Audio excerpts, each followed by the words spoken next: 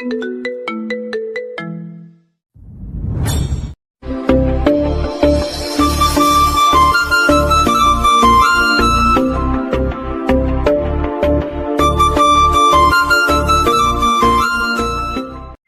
সিঁড়ি দিয়ে নিচে নামছে, উদ্দেশ্য বাবা মার কাছে যাবে। সবাই হিয়াদের বিয়ে ঠিক করছিল। 1 মাস পর সবাই খুব দ্রুত চলে যায়, আর মাত্র 15 দিন বাকি বিয়ের দায়িত্ব সব আয়াস নিয়েছে। ও যেমন বলবে তেমন ভাবেই বিয়ে হবে। হিয়ার এতে কোনো দুঃখ নেই, কারণ ওর বিশ্বাস আছে আয়াসের ওপর। যে বিশ্বাস ঋদ্ধকে ভালোবেসে করতে পারেনি, সেই বিশ্বাস আয়াসকে বন্ধু হিসেবে করতে পারে চোখ বুঝে। হিয়ার মনে এখনো আয়াসের প্রতি ভালোবাসা জন্মায়নি, কিন্তু ওর প্রতি আয়াসের যে তীব্র ভালোবাসা, তার প্রতি ভালোবাসা জন্মেছে হিয়ার।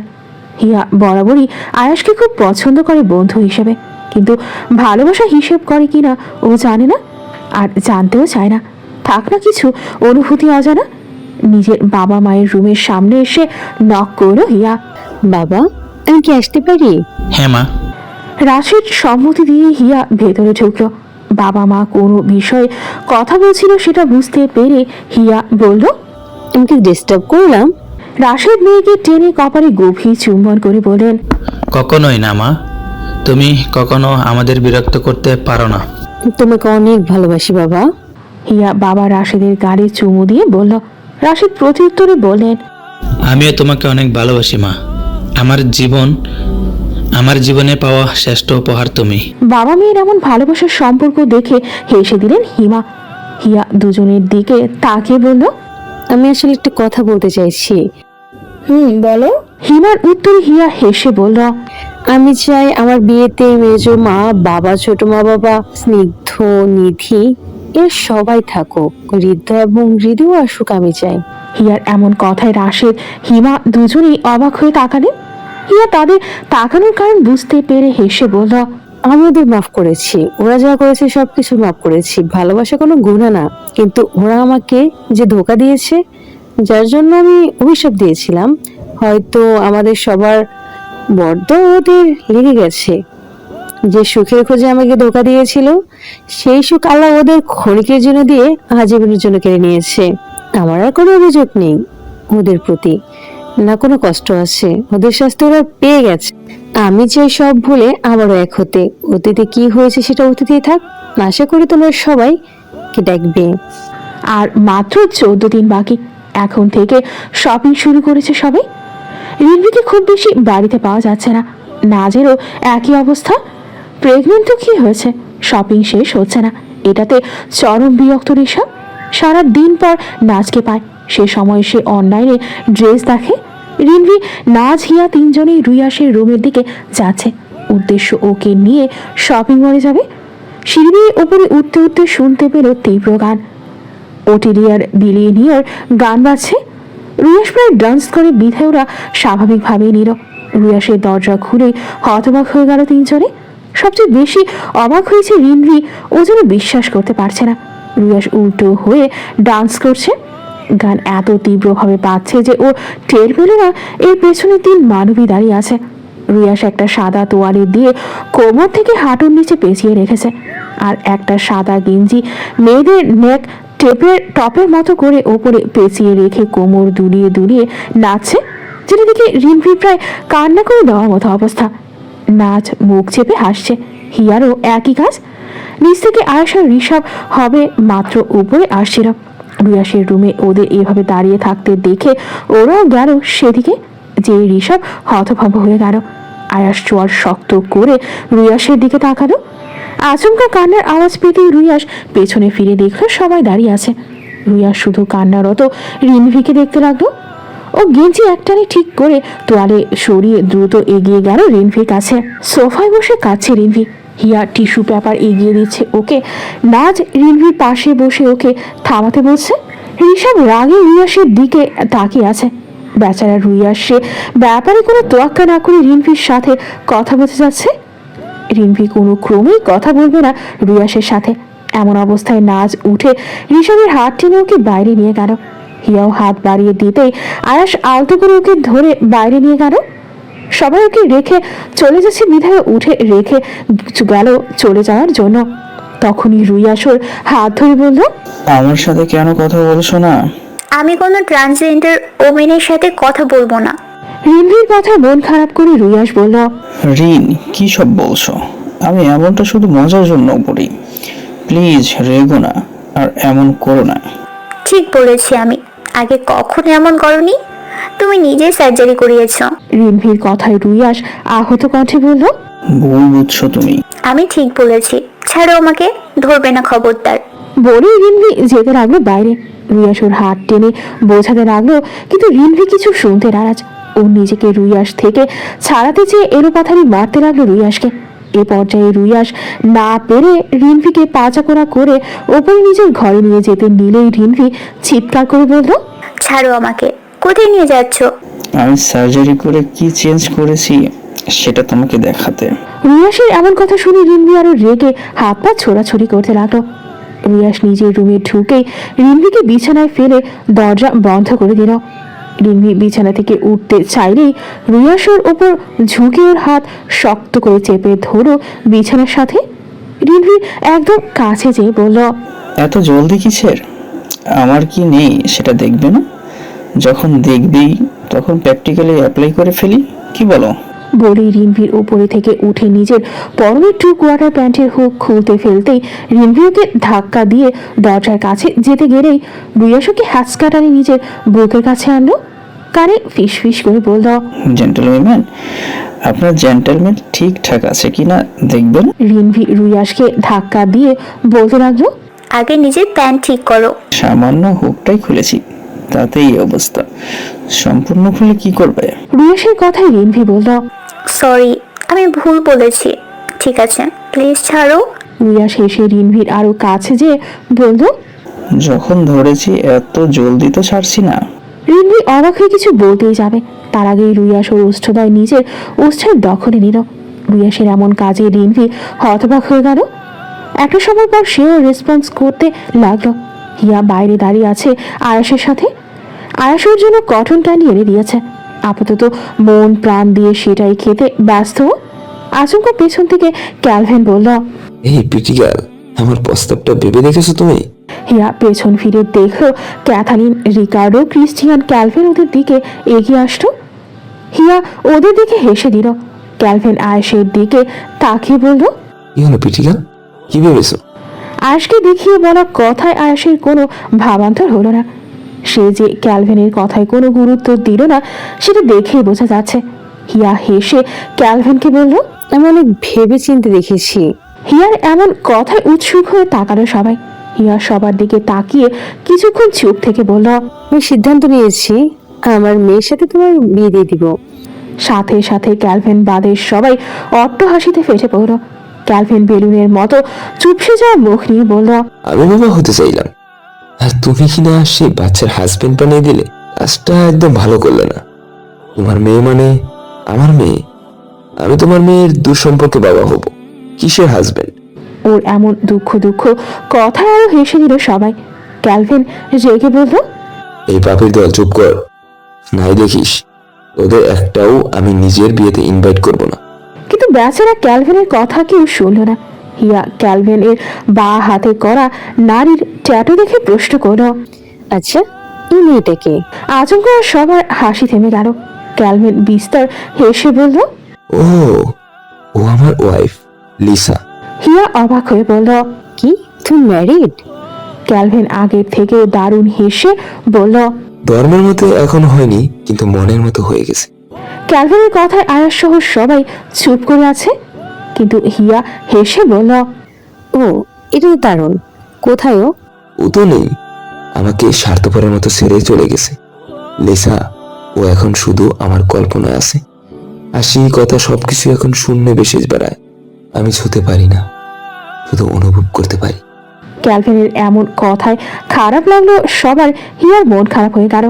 সেদিকে ফিরে ক্যালভিন বলল, খুব ভাগ্য নিয়ে জন্মাতে হয় শখের মানুষের সাথে সারা জীবন কাটানোর জন্য। বলেও হেসে ফেলল। কিন্তু তোমাকে আমি দ্বিতীয় বিয়ে করতে রাজি আছি। বলো, তুমি কি রাজি? প্লিজ এখন এটা বলো, বলো না যে তোমার আর আয়াসের মেয়ের সাথে আমার বিয়ে দিবে? ওর মেয়েটা ওর মতো বদমাস হবে। দেখা গেল আমাকে সত্যি সত্যি দূর সম্পর্কের বাবা বলে ডাকলো। ওর কথা আবারও সবাই হেসে দিল।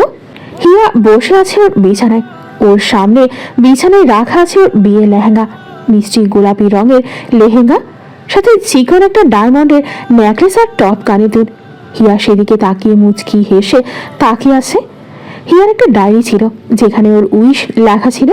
ওর বিয়ে নিয়ে একটা উইশ ছিল যেখানে ওর লেহেঙ্গা পরার কথা ছিল মিষ্টি গোলাপি রঙের, সাথে ওদের চেরি ব্লসম গাছের নিচে বিয়ে হবে সহ আরো নানান কিছু লেখা ছিল। কিন্তু ঋদ্ধর সাথে বিয়ের কথা হয় তখনই সব উইশ ছেড়ে দিয়েছিল। সে কথা ভেবে হেসে দিল। উঠে ওর ব্যালকনিতে গেল, দাঁড়িয়ে আয়োজন দেখতে লাগলো। রিহার কবরের পাশে যে চেরি ব্লসম গাছ আছে সেখানে একটা উল্টো ইউ আকারের গ্রুপে ফুল দিয়ে সাজানো হচ্ছে। এইসব ভাবে এমনভাবে সম্পূর্ণ যাওয়ার রাস্তা ঠিক করা হচ্ছে। ওয়েডিং প্ল্যানার সব নিজ হাতে সাজাচ্ছে, সব একদম হিয়ার মনের মতো করে হচ্ছে, যেমনটা ও হুবহু ডায়েরিতে লিখেছিল। হিয়া হেসে সেদিকে মনোযোগ দিল। এসব আয়েশের কাজ। হিয়ার ছোট ছোট বিষয়গুলো খুব যত্নে মনে রেখে পূরণ করে আয়াস, যেটা হিয়ার খুব পছন্দ। আমি আসতে পারি? আচমকা এমন আওয়াজ পেতেই ঘুরে তাকালো হিয়া। রিধি ওর দরজা নক করছে। ওরা গতকাল রাতে এসেছে। হিয়ার সাথে কারো দেখা হয়নি এখনো। ও রিধিকে দেখে কিছু মুহূর্ত থেমে গেল। রিধিকে যেন ও চিনতে পারছে না। সেই গোলগাল রিধি আরও নেই, চিকন স্বাস্থ্য, গায়ের রং চাপা, চোখের নিচে কালো দাগ। হিয়া রিধিকে দেখে অবাক হলো। কি অবস্থা রিধি! ওরা দেখা রিধি আর এই রিধি আকাশ পাতাল তফাৎ।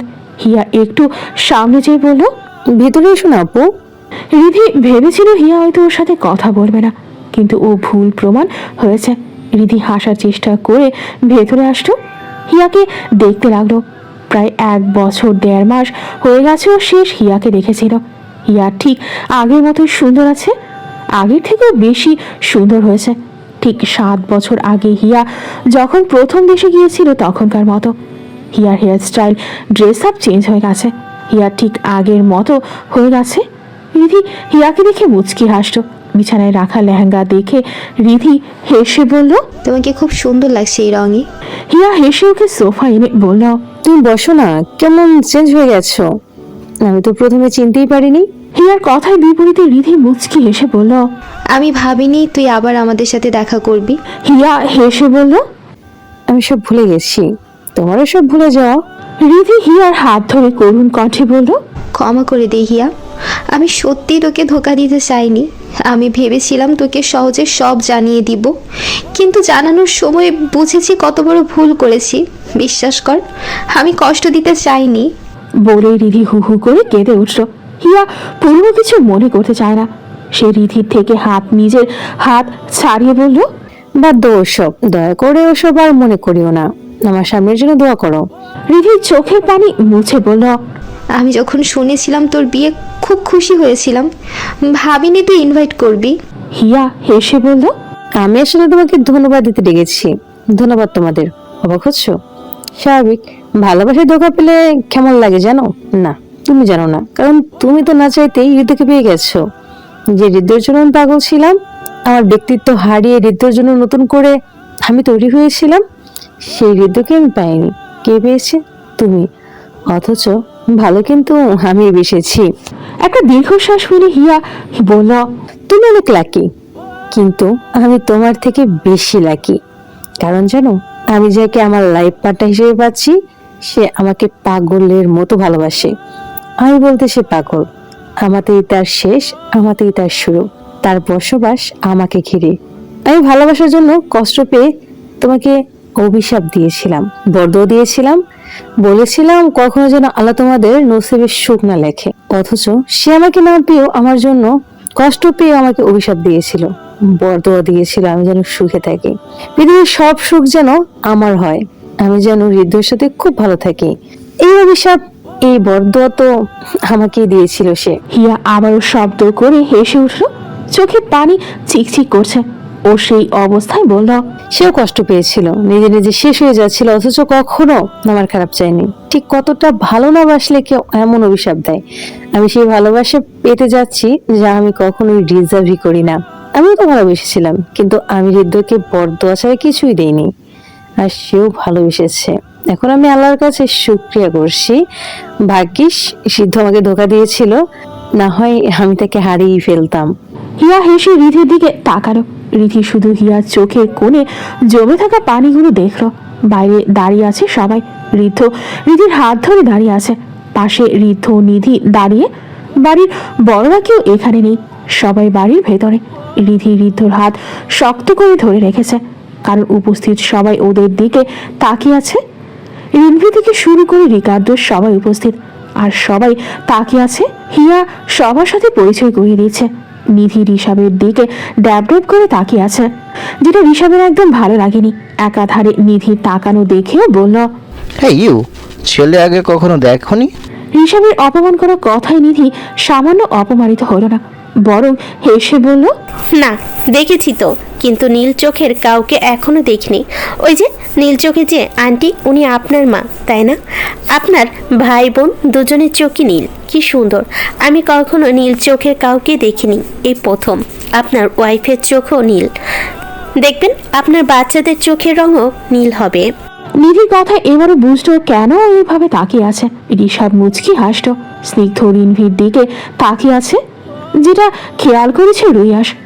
রাগে ওর মাথা খারাপ হয়ে যাচ্ছে।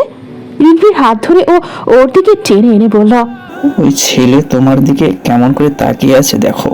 রিনভি ওর কথা শুনে হেসে বলল, শুনলে না, ওরা কখনো নীল চোখের কাউকে দেখেনি। ওদের ফিস ফিস করে বলা কথায় ক্যাথালিন যোগ হয়ে বলল, বাদ দাও সব, ওই মেয়ের জন্য হিয়াকে চিট করেছে এই ছেলে, কি বাজে চয়েস। এর থেকে তো আমাদের হিয়া হাজার গুণ সুন্দর। ওর এমন কথায় রিনভি বলল, নো সিস, মেয়েটাও সুন্দর ছিল। হ্যাঁ, হিয়ার মতো অত সুন্দর না, কিন্তু সুন্দর ছিল।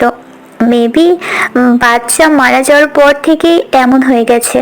রিনভির কথায় ক্রিস্টিয়ান বলল, তুমি কিভাবে জানতে ও সুন্দর ছিল? আমি তো কয়েকবার কথা বলেছিলাম যখন হিয়া ওখানে ছিল। রিনভির কথায় আর কেউ কিছু বলল না। এদের এমন ফিস ফিস করে কথা বলা দেখে হিয়া বলল, আমাদের রেখে তোমরা কি কথা বলছো? হে হার্ট, সেটা তোমার জেনে কাজ নেই। আমরা আমাদের পার্সোনাল কথা বলি। তোমার বিয়ে না হলে আমরা বলতাম তোমাকে। রুয়াসের কথায় হিয়া হেসে দিল। আচমকা পেছন থেকে ক্যালভিন হেসে বলল, আমি চলে এসেছি। ক্যালভিন একটা বক্স নিয়ে এসেছে। ল্যাভেন্ডার রঙের চুলের অধিকারী ক্যালভিনকে দেখে নিধি হা হয়ে তাকিয়ে দেখল। ক্যালভিন ততক্ষণে হিয়ার সামনে দাঁড়িয়েছে। নিধি এক দৃষ্টিতে তাকিয়ে থাকলো ক্যালভিনের দিকে। ক্যালভিন সেদিকে না তাকিয়ে হিয়ার সামনে তাকিয়ে বলল, এখন সময় আছে, ভেবে দেখো। হিয়া হেসে দিল। ক্যালভিন হিয়ার দিকে বক্সটা এগিয়ে দিয়ে বলল, এইটা তোমার ওয়েডিং গিফট। হিয়া খুশি হয়ে বক্সটা খুলতেই দেখলো একটা বাচ্চা প্যাঙ্গুইন। হিয়া অবাক হয়ে তাকালো। প্যাঙ্গুইন সবাই এখন পালে, কিন্তু কখনো প্যাঙ্গুইন পালতে পারবে ওর ধারণা ছিল না। প্যাঙ্গুইন নিতে হলে অথরিটি থেকে পারমিশন নিতে হয়।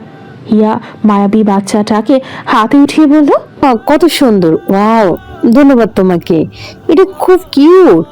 ক্যালভিন হেসে দিল। সবাই অবাক হলো ক্যালভিনের প্যাঙ্গুইন দেয়া দেখে। নিধি আর রিনভি হিয়ার কাছে যেয়ে ছুঁয়ে দেখতে লাগলো। ক্রিস্টিয়ান হেসে ক্যালভিনকে বলল, ইয়াসের গিফট কোথায়? নাকি শুধু হিয়ার বিয়ে হচ্ছে? ক্যালভিন হেসে আয়েশের কাঁধে হাত রেখে বলল, ওর গিফট আমি নিজেই। তোর মতো পাগল নিয়ে আমি কি করব? আয়েশের কথায় ক্যালভিন হেসে বলল, আরে তুই তো তোর বাসরে আমার সাথে থাকার সৌভাগ্য পাবি, এটাই তোর গিফট। বলেই হেসে দিল ও সহ সবাই। আয়েশের কাঁধ থেকে নিজের হাত সরিয়ে ফেলল, কিন্তু কিছু বলল না। হিয়ার কাছে যেয়ে প্যাঙ্গুইনটাকে নিয়ে সামনে যেতে লাগলো। হিয়া অবাক হয়ে বলল, ওকে কোথায় নিয়ে যাচ্ছ আয়াস? কিন্তু আয়াস কিছু বলল না। হিয়ার মনে পড়লো আয়াসের প্যাঙ্গুইন একদম পছন্দ না। হিয়া দৌড়ে ওর কাছে যেয়ে বলল, আমাকে দাও ওকে, তুমি কোথায় নিয়ে যাচ্ছ? কোনো পেঙ্গুইন থাকবে না। যদি ক্যালভিন না দিয়ে থাকতো তাহলে ভেবে দেখতাম। সাথে সাথে ক্যালভিন হেসে ওদের দিকে এগিয়ে যেতে যেতে বলল, আহা ব্রো, জেলাস। ওহো, জেলাসি তো মেয়েদের অলংকার, এটা তোর সাথে শোভা পায় না ইয়ার। আয়াস ওদের কারোর কথা না শুনে সামনে ডেকোরেশনের কাছে এগিয়ে যেতে লাগলো। হিয়া হালকা দৌড়ে ওর পেছনে প্যাঙ্গুন চাইছে, কিন্তু ও দিচ্ছে না। তাই বাধ্য হয়ে হিয়া ওর কাঁধে চড়ে উঠল। আয়াস সামান্য ব্যালেন্স হারালো না। হিয়া ওর গলা শক্ত করে ধরে বলল, দাও বলছি। না, আমি আজকে তোমাকে ছাড়বো না। আয়াস হেসে বলল, আমি কি ছাড়তে বলেছি? বলে এক হাত দিয়ে হিয়াকে শক্ত করে ধরে সামনে এগোতে লাগলো। হিয়া তখনও প্যাঙ্গুইনের বাচ্চাটা নেওয়ার জন্য ঝগড়া করছে, যেটা ঋদ্ধ দেখলো। সাথে সাথে হেসে দিল। হিয়া অনেক খুশি থাকবে এই ছেলের সাথে। সবাই দাঁড়িয়ে আছে হিয়াদের ব্যাকইয়ার্ডে, যেখানে লাইটিংয়ে কাজ চলছে। সবাই এক জায়গায় থাকলেও আয়াস অনেকটা দূরে দাঁড়িয়ে আছে। সে বলছে কিভাবে লাইটিং করতে হবে। ঋদ্ধ ওর পেছনে দাঁড়িয়ে বলল, অনেক পছন্দ করো তুমি হিয়াকে। পছন্দ নই, ভালোবাসি ওকে আমি, যেটা তুমি চাইলেও পারো নি। ঋদ্ধ আয়াসের দিকে তাকিয়ে বলল, আমি খুব চেষ্টা করেছি হিয়াকে ভালোবাসার, নিজের মনকে বাধ্য করেছি, কিন্তু আমি ব্যর্থ হয়েছি। কখনো ওর প্রতি আমার সামান্য অনুভূতিও তৈরি হয়নি। মানুষ তো চাইলেই কারো প্রতি দুর্বল হয়ে পড়ে, কিন্তু আমি হাজার চাইলেও হিয়ার প্রতি দুর্বল হতে পারিনি। কারণটা আমি এখন বুঝছি। আয়াস ভ্রু কুচকে ঋদ্ধর দিকে তাকিয়ে থাকলো। ঋদ্ধ ওর থেকে চোখ সরিয়ে সামনের চেরি ব্লসম গাছের কড়িগুলোকে দেখতে থাকলো। আয়াস তাকানোয় ঋদ্ধ বলল, তোমার ভালোবাসা এতটাই তীব্র ছিল আল্লাহর কাছে, তুমি এত পবিত্রভাবে হিয়াকে চেয়েছো যে আমি হাজার চাইলেও হিয়ার প্রতি দুর্বল হতে পারিনি। তোমার ভালোবাসা হয়তো আমাকে হিয়ার প্রতি অনুভূতি জাগাতে দেয়নি। আমি হাজার চাইলেও তোমার মতো হিয়াকে ভালোবাসতে পারতাম না। আয়াস তাকালো ঋদ্ধর দিকে। ঋদ্ধ আয়াসকে বলল, তুমি অনেক ভালো রাখবে হিয়াকে, অনেক ভালোবাসো হিয়াকে। আয়াস হেসে বলল, ওকে যতটুকু সুখ দিতে পারবো তার থেকে বেশি চেষ্টা করবো কখনো কষ্ট না দিতে। আমার শত শেষদার দোয়াও, আমার মনসাতের দোয়াও। ঋদ্ধ শুধু অবাক হচ্ছে, যাকেও এত কষ্ট দিয়েছে, হাজার চাইলেও যাকেও ভালোবাসতে পারিনি, তাকে কেউ একজন পাগলের মতো ভালোবাসে। আসলে ও যদি কখনো হিয়াকে ভালোবাসতো, তবু আয়াসের ভালোবাসার মতো একটুও বাসতে পারতো না। ঋদ্ধর দিকে না তাকিয়ে আয়াস বলল, না পাওয়ার মাঝে ভালোবাসা সবচেয়ে গভীর হয়। যাকে চেয়েও পাওয়া যায়নি, তার জন্য সারা জীবনের চোখের পানি এক কোণে জমা থাকে। আমি তোমাকে খুব সামনাসামনি দেখতে চাইতাম। ঠিক কতটা লাকি না হলে আমার ভালোবাসার মানুষকে তুমি পেয়েছিলে, কিন্তু দেখো তুমি পেয়ে অবহেলা করেছো। আমি পাওয়ার জন্য ছটফট করেছি। যে পুরুষদের শখের নারীর মায়ে পড়েছে, সে পুরুষ জানে ভালোবাসা কতটা ভয়ঙ্কর। কিছুক্ষণ চুপ করে আবার বলল, বৃদ্ধ, আমার শখের নারীর শখের পুরুষ তুমি। ভাগ্য তোমার হাতে না থাকলেও সিদ্ধান্ত তোমার হাতে ছিল। তুমি চাইলে সব সম্ভব ছিল, কিন্তু তুমি বেছে নিলে অপর পাশ, যেখানে আমার শখের নারী ছিল না। আয়েশ একটা দীর্ঘশ্বাস ফেলে বলল, যখন জানতে পেরেছিলাম তুমি হিয়ার কান্নার কারণ, সেদিন ভেবেছিলাম তোমাকে আমি শাস্তি দেব। কাকে দিয়েছ তোমাকে বোঝাতে চেয়েছিলাম, কিন্তু আল্লাহ তার আগেই তোমাকে শাস্তি দিয়ে ফেললেন। তার শাস্তির কাছে আমার দেওয়া শাস্তির তুচ্ছ। আমাকে হারানোর পর নিজের করে যায়নি। আমি চেয়েছি ও যেন সুখে থাকে। আমি খুশি ছিলাম আমার একপাক্ষিক ভালোবাসা নিয়ে। দিব্যি অনেক ভালোবেসে একজন আমি পার করে দিতে পারতাম। ভাগ্যের হতে এটাই পরিহাস করার ছিল। তুমি হারিয়েছ, আমি তো তাকে হারিয়ে ফেলেছিলাম, যে আমার ছিলই না। তুমি তাকে হারিয়েছ যে শুধু তোমার ছিল। কারোর ভালোবাসা ছটফট করে দেখো, তখন বুঝবে ভালোবাসা না পাওয়ার যন্ত্রণা কতটা তীব্র হয়। কোনো চাওয়া ছাড়া যদি তাকে পেয়েছ, তাহলে কিভাবে বুঝবে ভালোবেসে না পাওয়ার যন্ত্রণা? দেখো কত বদনসিব আমার, এত ভালোবাসার পরও তা প্রথম ভালোবাসা হতে পারলাম না। ঋদ্ধ শুধু চুপ করে হিয়ার প্রতি আয়েশের ভালোবাসার তীব্র গভীরতা অনুভব করল। হিয়া ওদের বাড়ির ছাদে বসে আছে, সবাই নিচে আছে, ও শুধু একা এখানে। আকাশ দেখতেও বরাবরই ভালোবাসে। হিয়া আকাশ পানে দূরের সেই নক্ষত্রগুলো দেখতে লাগলো। পাশে ঋদ্ধ এসে দাঁড়িয়ে বলল, আমি একটু বসতে পারি? ছোট করে উত্তর দিল হিয়া। ঋদ্ধ কিছুটা দূরত্ব নিয়ে বসলো হিয়ার পাশে। হিয়ার মতো সেও আকাশ পানে তাকিয়ে বলল, অভিনন্দন, অনেক দোয়া থাকলো তোমাদের জন্য। ধন্যবাদ। হিয়ার এমন ছোট ছোট উত্তরে ঋদ্ধ মাথা নিচু করে হালকা হেসে আবারও আকাশ পানে তাকিয়ে বলল, আমি কখনো তোমাকে ডিজার্ভ করি না হিয়া। তুমি হচ্ছে ওই দূরের একটা নক্ষত্র, যাকে শুধু আকাশের বুকে মানায়, যাকে আমার মতো ঋদ্ধ দেখে শুধু মুগ্ধ থাকে। আকাশের মতো আমি তোমাকে বুকের মাঝে রাখতে পারবো না। আকাশই তোমার জন্য ঠিক সম্পূর্ণ দিন তোমার দেখা না পেলেও সে কাউকে নিজের বুকে রাখেনি, বরং রাতের অপেক্ষা করে থাকে। আর আমি সেই নক্ষত্র পেয়েও মূল্যায়ন করতে পারিনি। সবশেষে একটা কথাই বলবো, ক্ষমা নয়, ক্ষমা চাওয়ার অধিকার আমার নেই। শুধু বলবো, আমার মতো নিকৃষ্টকে নিজের পবিত্র মনে রেখো না। তোমার পবিত্র মনে শুধু পবিত্র ভালোবাসা মানায়, যেটা আল্লাহ তোমাকে দিচ্ছে। ঋদ্ধ একটা দীর্ঘশ্বাস ফেলে বসে থাকলো হিয়ার পাশে। হিয়া আকাশের দিকে তাকিয়ে বলল, আমি শেষ করে দিয়েছি সেই অধ্যায়, যেখানে আমি থাকতে তৃতীয় ব্যক্তির প্রয়োজন পড়ে। কেউ ছেড়ে দিলে জীবনে কখনো শেষ হয়ে যায় না, বরং জীবন আরো সুন্দর হয়। সেটা আমি দেরিতে হলেও বুঝেছি। দেখো না, আমাকে ঠিক রাখতে রুশ, রিন, অ্যাশ, ঋষা ভাইয়া সবাই কত ব্যস্ত রেখেছে আমাকে। আমি স্বার্থপর, তোমাকে ভালোবাসার পর তাদেরকে কি অনায়াসেই ভুলে গিয়েছিলাম। কিছুক্ষণ থেমে হিয়া আবারও বলল, জানো আমার কাছে ভালোবাসার সংজ্ঞা কি ছিল? ভালোবাসা ছিল এক ধোঁকা, এক মিথ্যে। এমন মিথ্যে যেখানে কোনো সত্য ছিল না, ধোঁকা এমন যেখানে কোনো ভালোবাসা ছিল না। এসে দেখার পর আজ আমি বুঝেছি ভালোবাসা আসলে এক নির্মম সত্যি, এক অনন্ত আস্থান যেখানে প্রতারণা নেই, আছে শুধু বিশ্বাসের হাতছানি। ভালোবাসা হলো এমন আলো যা অন্ধকারেও পথ দেখায়, এমন বাঁধন যা দূরত্ব ভাঙে না, আর এমন শক্তি যা ভাঙা হৃদয়ে নতুন করে বাঁচতে শেখায়। শুধু সঠিক মানুষকে ভালোবাসতে হবে, দুটোর সঙ্গে ঠিক নিজ নিজ ভালোবাসার কাছে। হিয়া আবার ঋদ্ধর দিকে তাকিয়ে বলল, তোমার চোখে শুধু এটাকে অধ্যায় ছিল, কিন্তু তুমি আমার সেই সম্পূর্ণ বই ছিলে যাকে শুরু থেকে শেষ অব্দি আমি বহুবার পড়ে শেষ করেছি। আমি না জেনেই ঠকেছি, অথচ তোমরা যারা আমাকে ঠকিয়েছো, তোমরা জানতে আমি অসহায়ত্বের শেষ প্রান্তে, তবু তোমরা আমাকে ঠকিয়েছো।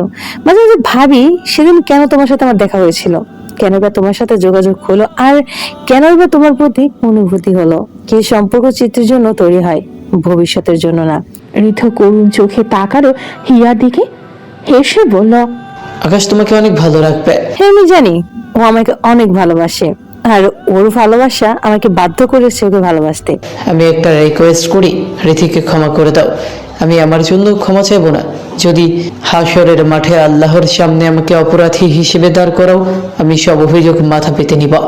ঋদ্ধর কথা হিয়া হেসে বলল, ক্ষমা ছাড়া ভালোবাসা বাঁচে না, আর ভালোবাসা ছাড়া ক্ষমা জন্ম নেয় না। আমি আগে তোমাদের ক্ষমা করেছি, আমার আর কারোর প্রতি অভিযোগ নেই। তোমরা আমাকে ছেড়ে ভালো আছো, তাহলে আমি কেন নিজের ভেতর খুব কষ্ট রেখে কষ্ট পাবো?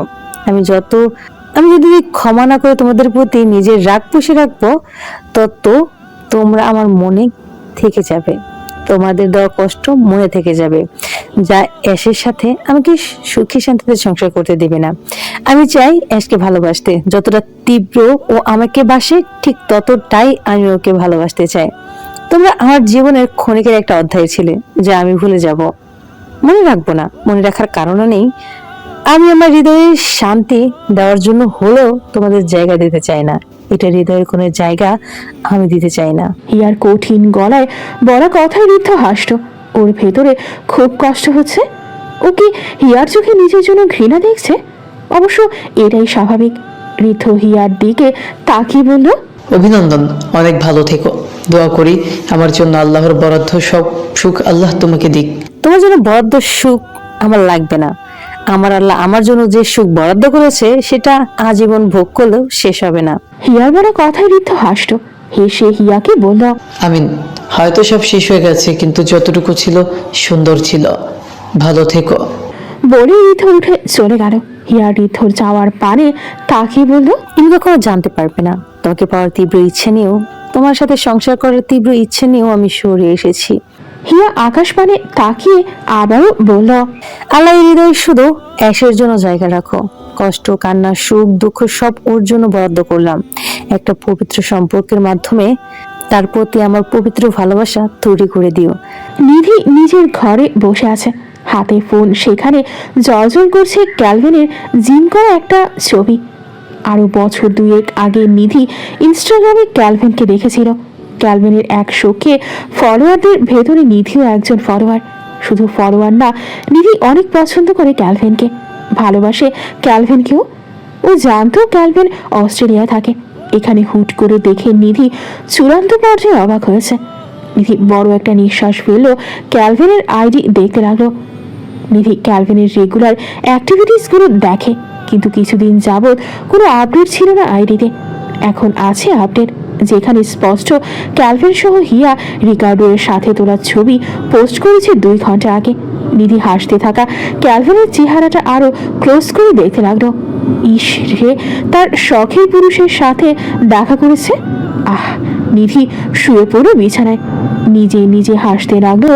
ও কখনো ভাবেওনি ওর কাঙ্ক্ষিত ব্যক্তিকে অপ্রত্যাশিত ভাবে দেখতে পারবে। পরশু হিয়ার বিয়ে, চারিদিকে খুশির আমেজ, হিয়া নিজেও খুশি। গতবার এই সময় ওর মন অস্থির ছিল, কোনো শান্তি পাচ্ছিল না, কিন্তু এখন ওর খুব ভালো লাগছে, মনে খুব ভালো হচ্ছে। রিধির ঘরের সামনে এসে থেমে গেল হিয়া। রিধি ভেতরে আছে, কিন্তু এখন তো সবাই বাইরে আছে। মুহূর্তের মাঝের রুমে নক করো হিয়া। রিধি ভেতরে শুয়েছিল। হিয়া ভেতরে এসে বলল, তুমি এখানে কেন? সবাই তো বাইরে, তুমি যাবে না? আমার শরীর ভালো লাগছে না। রিধির কথা হিয়া রিধির বিছানায় বসে বলল, আমি দেখেছি তুমি কেমন বেশিরভাগ এই সময় অসুস্থ থাকো, কি হয়েছে তোমার? রিধি শোয়া থেকে উঠে বলল, কোথায়? হিয়া এগিয়ে গেল আর একটু। রিধির চোখে চোখ রেখে বলল, মিথ্যে বলছো? রিধি হিয়ার দিকে তাকিয়ে হিয়ার হাতটা নিজের দিকে নিয়ে বলল, আমি তোকে খুব ভালোবাসি হিয়া, ঠিক নিধিকে যেমন ভালোবাসি তোকেও খুব ভালোবাসি। আমার থেকে অনেক কষ্ট পেয়েছিস তুই, তার জন্য ক্ষমা করে দে হিয়া। তোর ক্ষমা না পেলে আমি মরেও শান্তি পাবো না। আমি প্রতিদিন রিধাকে দেখি বিছানায় শুয়ে আছে, কিন্তু আমি ওকে নিতে পারি না। তার আগেই তুই নিয়ে যাস ওকে। আমাকে প্লিজ মাফ করে দে হিয়া, প্লিজ মাফ করে দে। রিধি মাথা নিচু করে কান্না দেখে হিয়া অবাক হলো, সাথে কষ্টও পেল। রিধার জন্য ওর খুব খারাপ লাগে, বাচ্চাটার কোনো দোষ নেই, নিষ্পাপ একটা শিশু। রিধি মাথা নত করেই বলল, হিয়া, ভালোবাসায় 7 খুন মাফ, মিথ্যা মাফ, ধোকা দেওয়ায় মাফ। আমি তো শুধু স্বার্থপর হয়েছি। নিজের ভালোবাসাকে পেতে সবাই স্বার্থপর হয়, এখানে আমার কি দোষ? স্বার্থপর হয়েছি তাই। আমার রিধা জন্মানোর আগে মা বলেছিল এই মেয়েকে তিনি নিজ হাতে হত্যা করতে চায়। আল্লাহ পাপ না দিলে তিনি নিজ হাতে খুন করতেন। সবাই আমার রিধাকে নাজায়েজ বলতো। জোরে জোরে শ্বাস নিয়ে রিধি কান্না আটকানোর ব্যর্থ চেষ্টা করতে লাগলো। আমার বাচ্চাটা ছোট ছিল, ওকে সবাই নাজায়েজ বলতো, সবাই নাজায়েজ বলতো। আমার মেয়ের কি দোষ ছিল? সব দোষ আমার ছিল, আমি করেছি সব আমি করেছি, স্বার্থপর আমি হয়েছি। বলে রিধি হিয়ার দিকে তাকিয়ে বলল, কত বছর ভালোবাসিস ঋদ্ধকে? 6 বছর। আর আমি 11 বছর ভালোবেসেছি ওকে, 11টা বছর। তুই শুধুই ওর জন্য নিজের ব্যক্তিত্ব হারিয়েছিস, আমি যে নিজেকেই হারিয়েছি। 16 বছর থেকে ভালোবাসি আমি ঋদ্ধকে, আজ আমি 27 বছরে। তোর থেকে অনেক বেশি ভালোবাসি আমি ঋদ্ধকে। আমি নিজের শখ ছেড়েছি, খুশি ছেড়েছি, ইচ্ছা ছেড়েছি, স্বাদ ছেড়েছি, সব শিখেছি যা ঋদ্ধ পছন্দ করে। নিজেকে এমনভাবে তৈরি করিয়েছি যা ঋদ্ধর পছন্দ। কিন্তু আমার ভালোবাসার ভেতরে তুই চলে আসলি। ঋদ্ধকে ভালোবাসি বাড়ির কাউকে জানানোর আগে তুই নিজে জানিয়ে দিলি তুই ঋদ্ধের সাথে সারা জীবন কাটিয়ে দিতে চাস। তখন মাত্র 15 দিন ঋদ্ধর সাথে ছিলি তুই, আর আমি 4 বছর ধরে ভালোবাসতাম। তোকে কত জানানোর চেষ্টা করেছি, কিন্তু তুই তো কখনো এক জায়গায় শান্তই থাকিসনি। বরাবরের বাধ্য হয়ে আমি নিজের ভালোবাসা চেপে রেখে চুপ করে গেছি। হারে, তুই তো কাউকে জানিয়ে কাঁদতে পেরেছিস, হার্তনাদ করতে পেরেছিস, নিজের মাকে জড়িয়ে ধরে কাঁদতে পেরেছিস, সবাইকে জানাতে পেরেছিস। কিন্তু আমি, আমার যন্ত্রণা আমার 4 দেয়ালের মধ্যে থেকে গেছে। ভালোবাসার মানুষের পাশে অন্য কাউকে সহ্য করা যায় না। তুই পেরেছিলি আমাকে সহ্য করতে? তাহলে আমি কি করে পারতাম? আমার প্রত্যেকটা রাত তুই কেড়ে নিয়েছিলি। আমি তোর মতো বুক ফাটা চিৎকার করে কাঁদতে পারিনি, কাউকে জড়িয়ে ধরে বলতে পারিনি আমার ভালোবাসার মানুষকে অন্য কেউ নিয়ে গেছে। প্রতিদিন তোদের একসাথে দেখে আমি কত রাত নির্ঘুম কাটিয়েছি তার কোনো ধারণা নেই। বোবা কান্না করেছি আমি, চাইলেও সহ্য করতে পারিনি আমি। অনেক চেষ্টা করেছি, কিন্তু নিজের ভালোবাসার মানুষকে অন্যের পাশে একদম সহ্য করা যায় না, একদমই করা যায় না। আমি স্বাভাবিক থাকার নাটক করেছি, কিন্তু দিন শেষে আমার কষ্ট আমাকে শেষ করে দিত। এখনো সেই কষ্ট আমাকে শেষ করে দিচ্ছে হিয়া। আমার জীবনে ওই 4 বছর নষ্ট করে দিয়েছে, যেই 4 বছর আমি তোদের সাথে একসাথে রেখেছি। যখন ঋদ্ধ আমাকে বলেছিল ওর আমাকে ভালো লাগে, বিশ্বাস কর আমার লোভী মন 1 মিনিটও ভাবিনি, আমি একটুও ভাবিনি তোর কি হবে, সবাই আমাকে কি বলবে, ঠিক ভবিষ্যতে কি কি হতে পারে। স্বার্থপরের মতো নিজের খুশি নিয়ে ভেবেছি আমি ঋদ্ধকে বলেছিলাম বিয়ে করে নিতে, ভয়ে বলেছিলাম যদি ওকে না পাই। ও রাজি হয়েছিল। আবারও স্বার্থপরের মতো নিজের কথা ভেবেছিলাম, আমার 8 বছরের ভালোবাসার কথা ভেবেছি। বিশ্বাস কর ঋদ্ধকে ছাড়া আমি বাঁচতে পারতাম না, আমি মরে যেতাম। আমি দ্রুত বাচ্চা নিয়ে নিলাম, আমি আমার বাচ্চা দেখে যেতে চেয়েছিলাম। আবারও স্বার্থপর হয়েছিলাম, এই স্বার্থপরতাই আমাকে খেয়ে ফেললো হিয়া, আমাকে খেয়ে ফেললো। ভালোবাসায় স্বার্থপর হওয়া তো জায়েজ আছে, কিন্তু এই স্বার্থপরতা আমার সব নিয়ে নিল, আমার খুশি নিয়ে নিল, আমার শান্তি নিয়ে নিল, আমার পরিবার নিয়ে নিল, আমার বাচ্চাকে নিয়ে নিল, এখন আমাকেও খেয়ে ফেলছে। আমি ঋদ্ধর সাথে আমার সারাটা জীবন কাটাতে চাই। রিধির বলা প্রত্যেকটা কথাই হিয়া হতবাক হয়ে গেল। রিধি তখনও পাগলের মতো কাছে, তার ভেতরে হুট করে রাবে আসলেন, এসেই রিধিকে জড়িয়ে ধরে শান্ত হতে বললেন। কিন্তু রিধির মুখে তখন একটাই কথা ছিল, ও আরো জীবন পার করতে চায় ঋদ্ধর সাথে। হিয়া অবাক হয়ে বলল, ছোট মা, আপুর কি হয়েছে? রাবেয়া হিয়ার দিকে করুণ কণ্ঠে বললেন, কিছু না মামুনি, কিছু না। বলেই রাবেয়াও কেটে দিলেন। হিয়া অবাক হয়ে বলল, কি হয়েছে আমাকে বলো না, কি হয়েছে আপুর? অনেকটা চিৎকার করেই বলল হিয়া। আশেপাশে হয়তো রোকসানাও ছিলেন, তিনি সেই সময় ভেতরে আসলেন। পরিস্থিতি দেখে হিয়াকে সরানোর জন্য বললেন, মামুনি, তুমি মেয়ে একটু ঋদ্ধকে ডেকে আনো। আমার থেকে কি লুকোচ্ছ তোমরা? হিয়ার কথায় করুণ কণ্ঠে রোকসানা বললেন, কথা শোনো মা আমার, প্লিজ যে ঋদ্ধকে ডেকে দাও, আমি পরে তোমাকে সব জানাবো। প্লিজ মেজুমার কথা শোনো। হিয়ার কিছু বলল না, দ্রুত পায়ে বেরিয়ে গেল ব্যাকইয়ার্ডে। সবাই বসে আছে, কথা বলে মজা করছে সবাই। ঋদ্ধ, স্নিগ্ধ, নিধি এরা পাশাপাশি বসে আছে। নিধি চোরা চোখে শুধু ক্যালভিনকে দেখছে। ক্যালভিনের সাথে এখনো নিধি কথা হয়নি, ও কি নিয়ে কথা বলা শুরু করবে এটাই বুঝতে পারছে না। হিয়া দ্রুত পায়ে সবার সামনে এসে দাঁড়ালো। ওর এমন চিন্তিত মুখ দেখে সবাই অবাক হলো। কেউ কিছু জিজ্ঞাসা করার আগেই হিয়া বলল, ঋদ্ধ আপুর কি হয়েছে স্নিগ্ধ? ঋদ্ধ সহ এদের বাড়ির সবাই অবাক হলো। ঋদ্ধ উঠে বলল, কি হয়েছে হিয়া? অথচ হিয়া ঋদ্ধর প্রশ্নের উত্তর না দিয়ে স্নিগ্ধকে আগের মতো বলতে লাগলো, কি হলো বল? কিছু একটা হয়েছে সেটা বুঝতে পেরেই ঋদ্ধ দ্রুত পায়ে বেরিয়ে গেল বাড়ি থেকে। নিধিও বেরিয়ে গেল পরপর। স্নিগ্ধ উঠে যেতেই হিয়া শক্ত করে হাত ধরে বলল, কোথায় যাচ্ছ? বলো কি হয়েছে? ওর এমন ভাবে স্নিগ্ধর সাথে বলা কথা দেখে সবাই অবাক হলো। হিমা মেয়ের দিকে এগিয়ে বললেন, কি হয়েছে হিয়া, এমন ভাবে কথা বলছো কেন? আর স্নিগ্ধ কি হয়েছে? স্নিগ্ধ সবার দিকে তাকিয়ে ঠোঁট কামড়ে ধরল। হিয়া তখনও ওর হাত ধরে আছে। স্নিগ্ধ করুণ চোখে তাকিয়ে বলল, আপু আর মাত্র কয়েক মাস আছে আমাদের সাথে। স্নিগ্ধর এমন কথায় রাশেদ কিছু বুঝতে পারলেন না। তিনি আবারও শুধালেন কি হয়েছে। স্নিগ্ধ হিয়ার থেকে হাতটা ছাড়িয়ে নিয়ে বলল, রিধি আপুর পালমোনারি হাইপারটেনশন আছে। পালমোনারি হাইপারটেনশন হলো ফুসফুসে রক্তনালীগুলোর মধ্যে চাপ অস্বাভাবিকভাবে বেড়ে যাওয়া। সহজ করে বললে, হৃৎপিণ্ড থেকে ফুসফুসে যে রক্ত যায় সেখানে রক্তচাপ খুব বেশি হয়ে যায়, রক্ত ফুসফুসে যেতে পারে না, শরীর পর্যন্ত অক্সিজেন পায় না। হার্টকে রক্ত পাঠাতে অতিরিক্ত পরিশ্রম করতে হয়।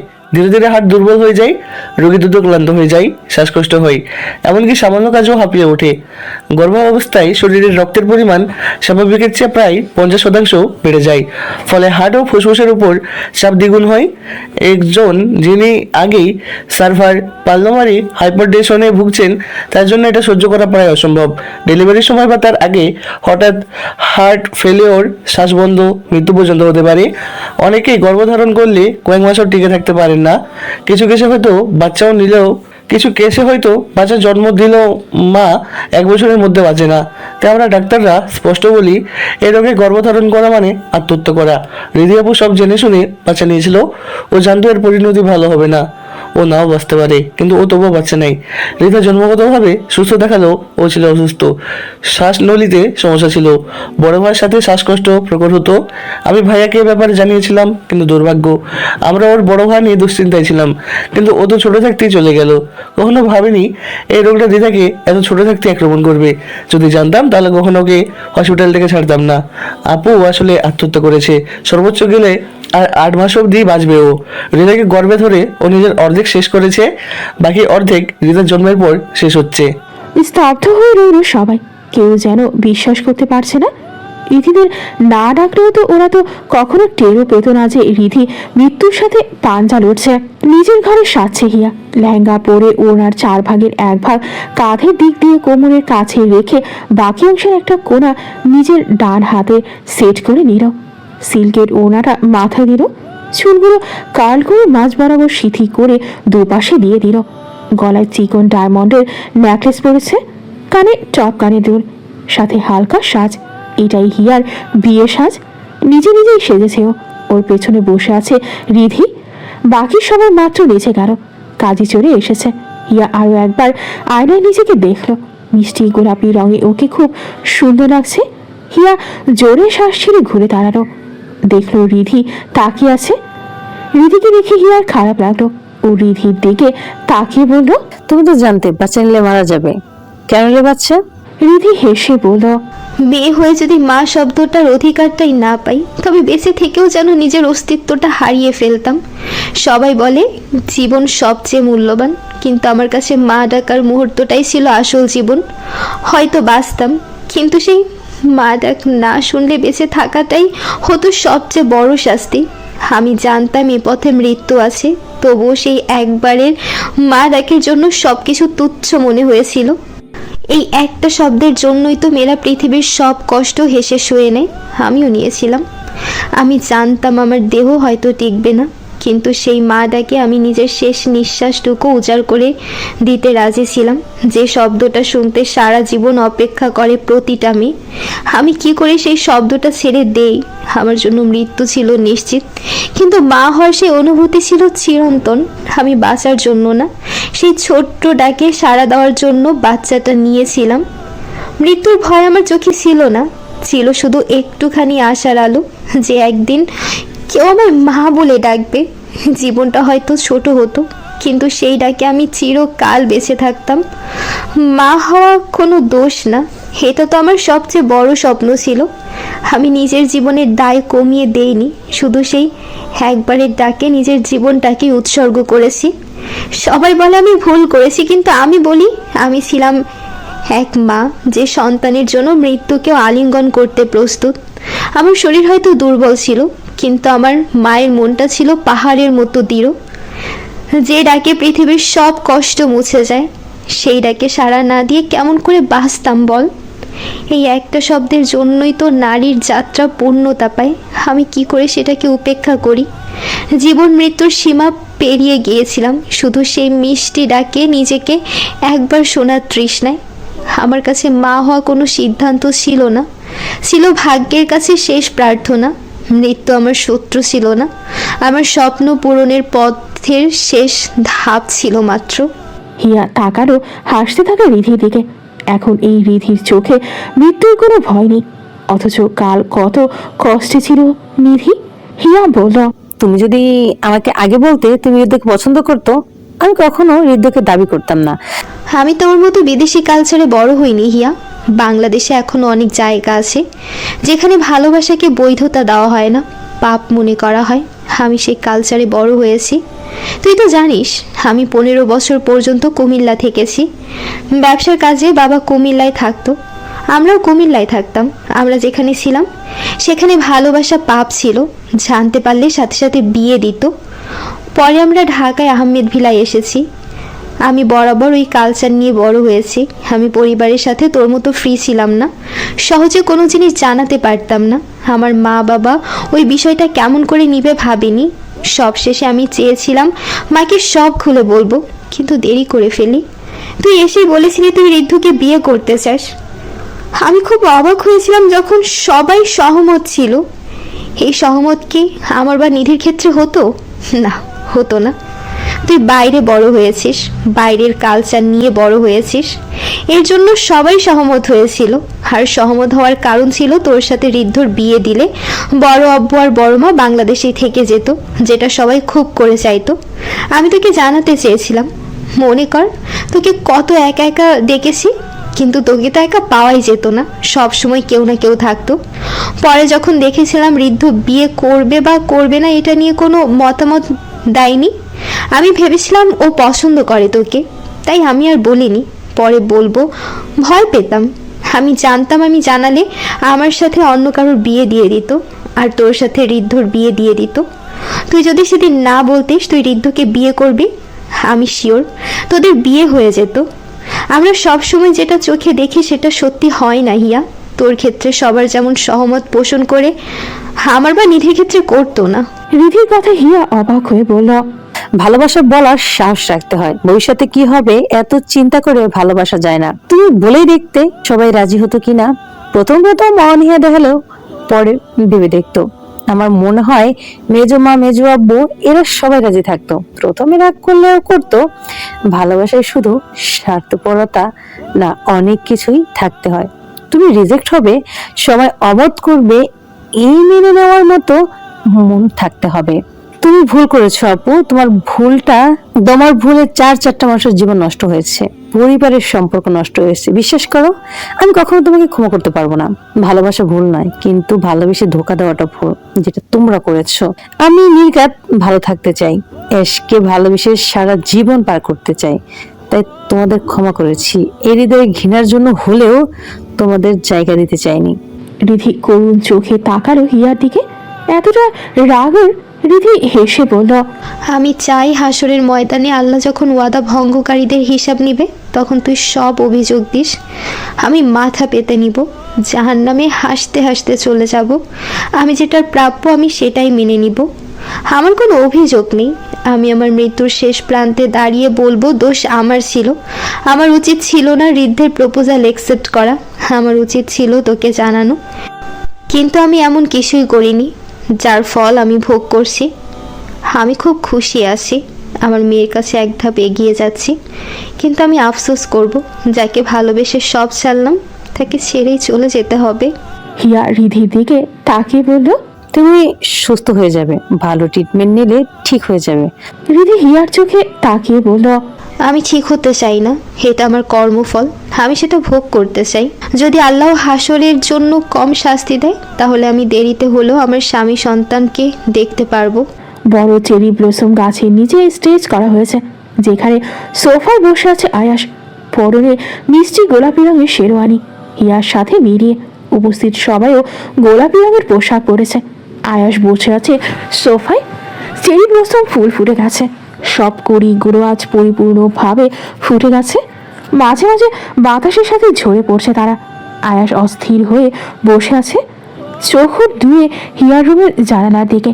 সেথায় তাকিয়ে আয়াস নিজেকে বলল, নিঃসন্দেহে যাকে নিজের জন্য তৈরি করা হয়েছে সে সারা দুনিয়া ঘুরে হলেও নিজের কাছে আসবে। মনোজাতে করা দোয়া কখনো বিফলে যায় না। আমি কত অভিযোগ করেছি, কত আকুতি জানিয়েছে। আমার অভিযোগ এখন আমার হবে, আমার আকুতি এখন আমার হবে।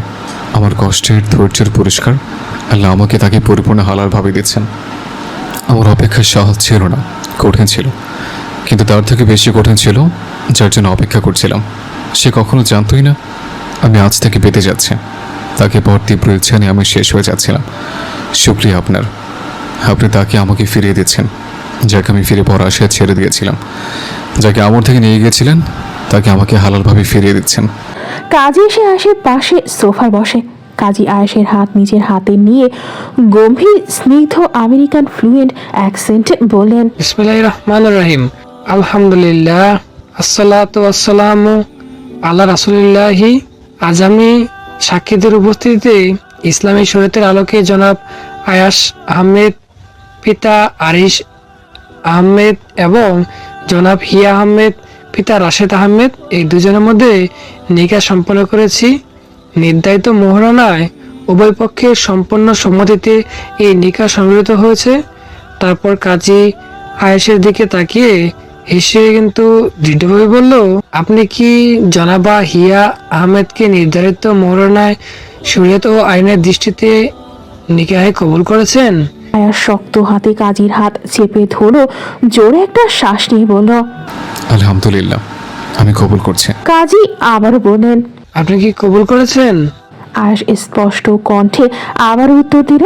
আলহামদুলিল্লাহ, জি, আমি কবুল করছি। তৃতীয়বার কাজী বললেন। আপনি কি কবুল করেছেন? আয়াস দৃঢ়ভাবে বলল। আলহামদুলিল্লাহ, জি, আমি কবুল করছি। সবাই আলহামদুলিল্লাহ বলল। কাজী হিয়ার বাড়ির দিকে যেতে লাগলো। হিয়া তখন বিছানায় বসেছিল। কাজী যে হিয়ার থেকে দূরে সোফায় বসে আগের ন্যায় বললেন। বিসমিল্লাহির রহমানির রহিম, আলহামদুলিল্লাহ, আসসালাতু আসসালামু আলা রাসূলিল্লাহ। আজ আমি সাক্ষীদের উপস্থিতিতে ইসলামী শরীয়তের আলোকে জনাব আয়াস আহমেদ পিতা আরিশ আহমেদ এবং জনাব হিয়া আহমেদ পিতা রাশেদ আহমেদ এই দুজনের মধ্যে নিকাহ সম্পন্ন করেছি। নির্ধারিত মোহরানায় উভয় পক্ষের পূর্ণ সম্মতিতে এই নিকাহ সংগৃহীত হয়েছে। তারপর কাজী আগের মতো হিয়ার দিকে তাকিয়ে বললেন দৃঢ়ভাবে। জনাব হিয়া আহমেদ, আপনি কি জনাব আয়েশ আহমদকে নির্ধারিত মোহরানায় শরীয়ত ও আইনের দৃষ্টিতে নিকাহে কবুল করেছেন? হিয়ার ভেতরে তখন একটা উত্তাল ঝড় বইছে। ও একটু সময় নিয়ে চোখ বুঝল। সব অতীত মনে করে একটা দীর্ঘশ্বাস ফেলে হেসে বলল। আলহামদুলিল্লাহ, আমি কবুল করছি। কাজী আবার বলেন। আপনি কি কবুল করেছেন? হিয়ার কেন যেন খুব কান্না পাচ্ছে। ও কান্না আটকে স্পষ্ট কণ্ঠে আবার উত্তর দিল। আলহামদুলিল্লাহ, জি, আমি কবুল করছি। তৃতীয়বার কাজী বললেন। আপনি কি কবুল করেছেন? হিয়া দৃঢ়ভাবে বলল। আলহামদুলিল্লাহ, জি, আমি কবুল করছি। কাজী হেসে বললেন। বারাকাল্লাহু লাকুমা ওয়া বারাকা আলাইকুমা ওয়া জামা বানাইনাকুমা ফি খৈর। আল্লাহ আমাদের জীবনে বরকত দান করুক, কল্যাণের মধ্যে একত্রে রাখুন। সাক্ষীদের উপস্থিতিতে ইসলামী শরীয়ত ও রাষ্ট্রীয় আইনের আলোকে আয়েশ আহমেদ ও হিয়া আহমেদের নিকাহ সম্পন্ন হলো। আল্লাহ এই দম্পত্য জীবনে রহমত ও সুখ দান করুন, আমিন।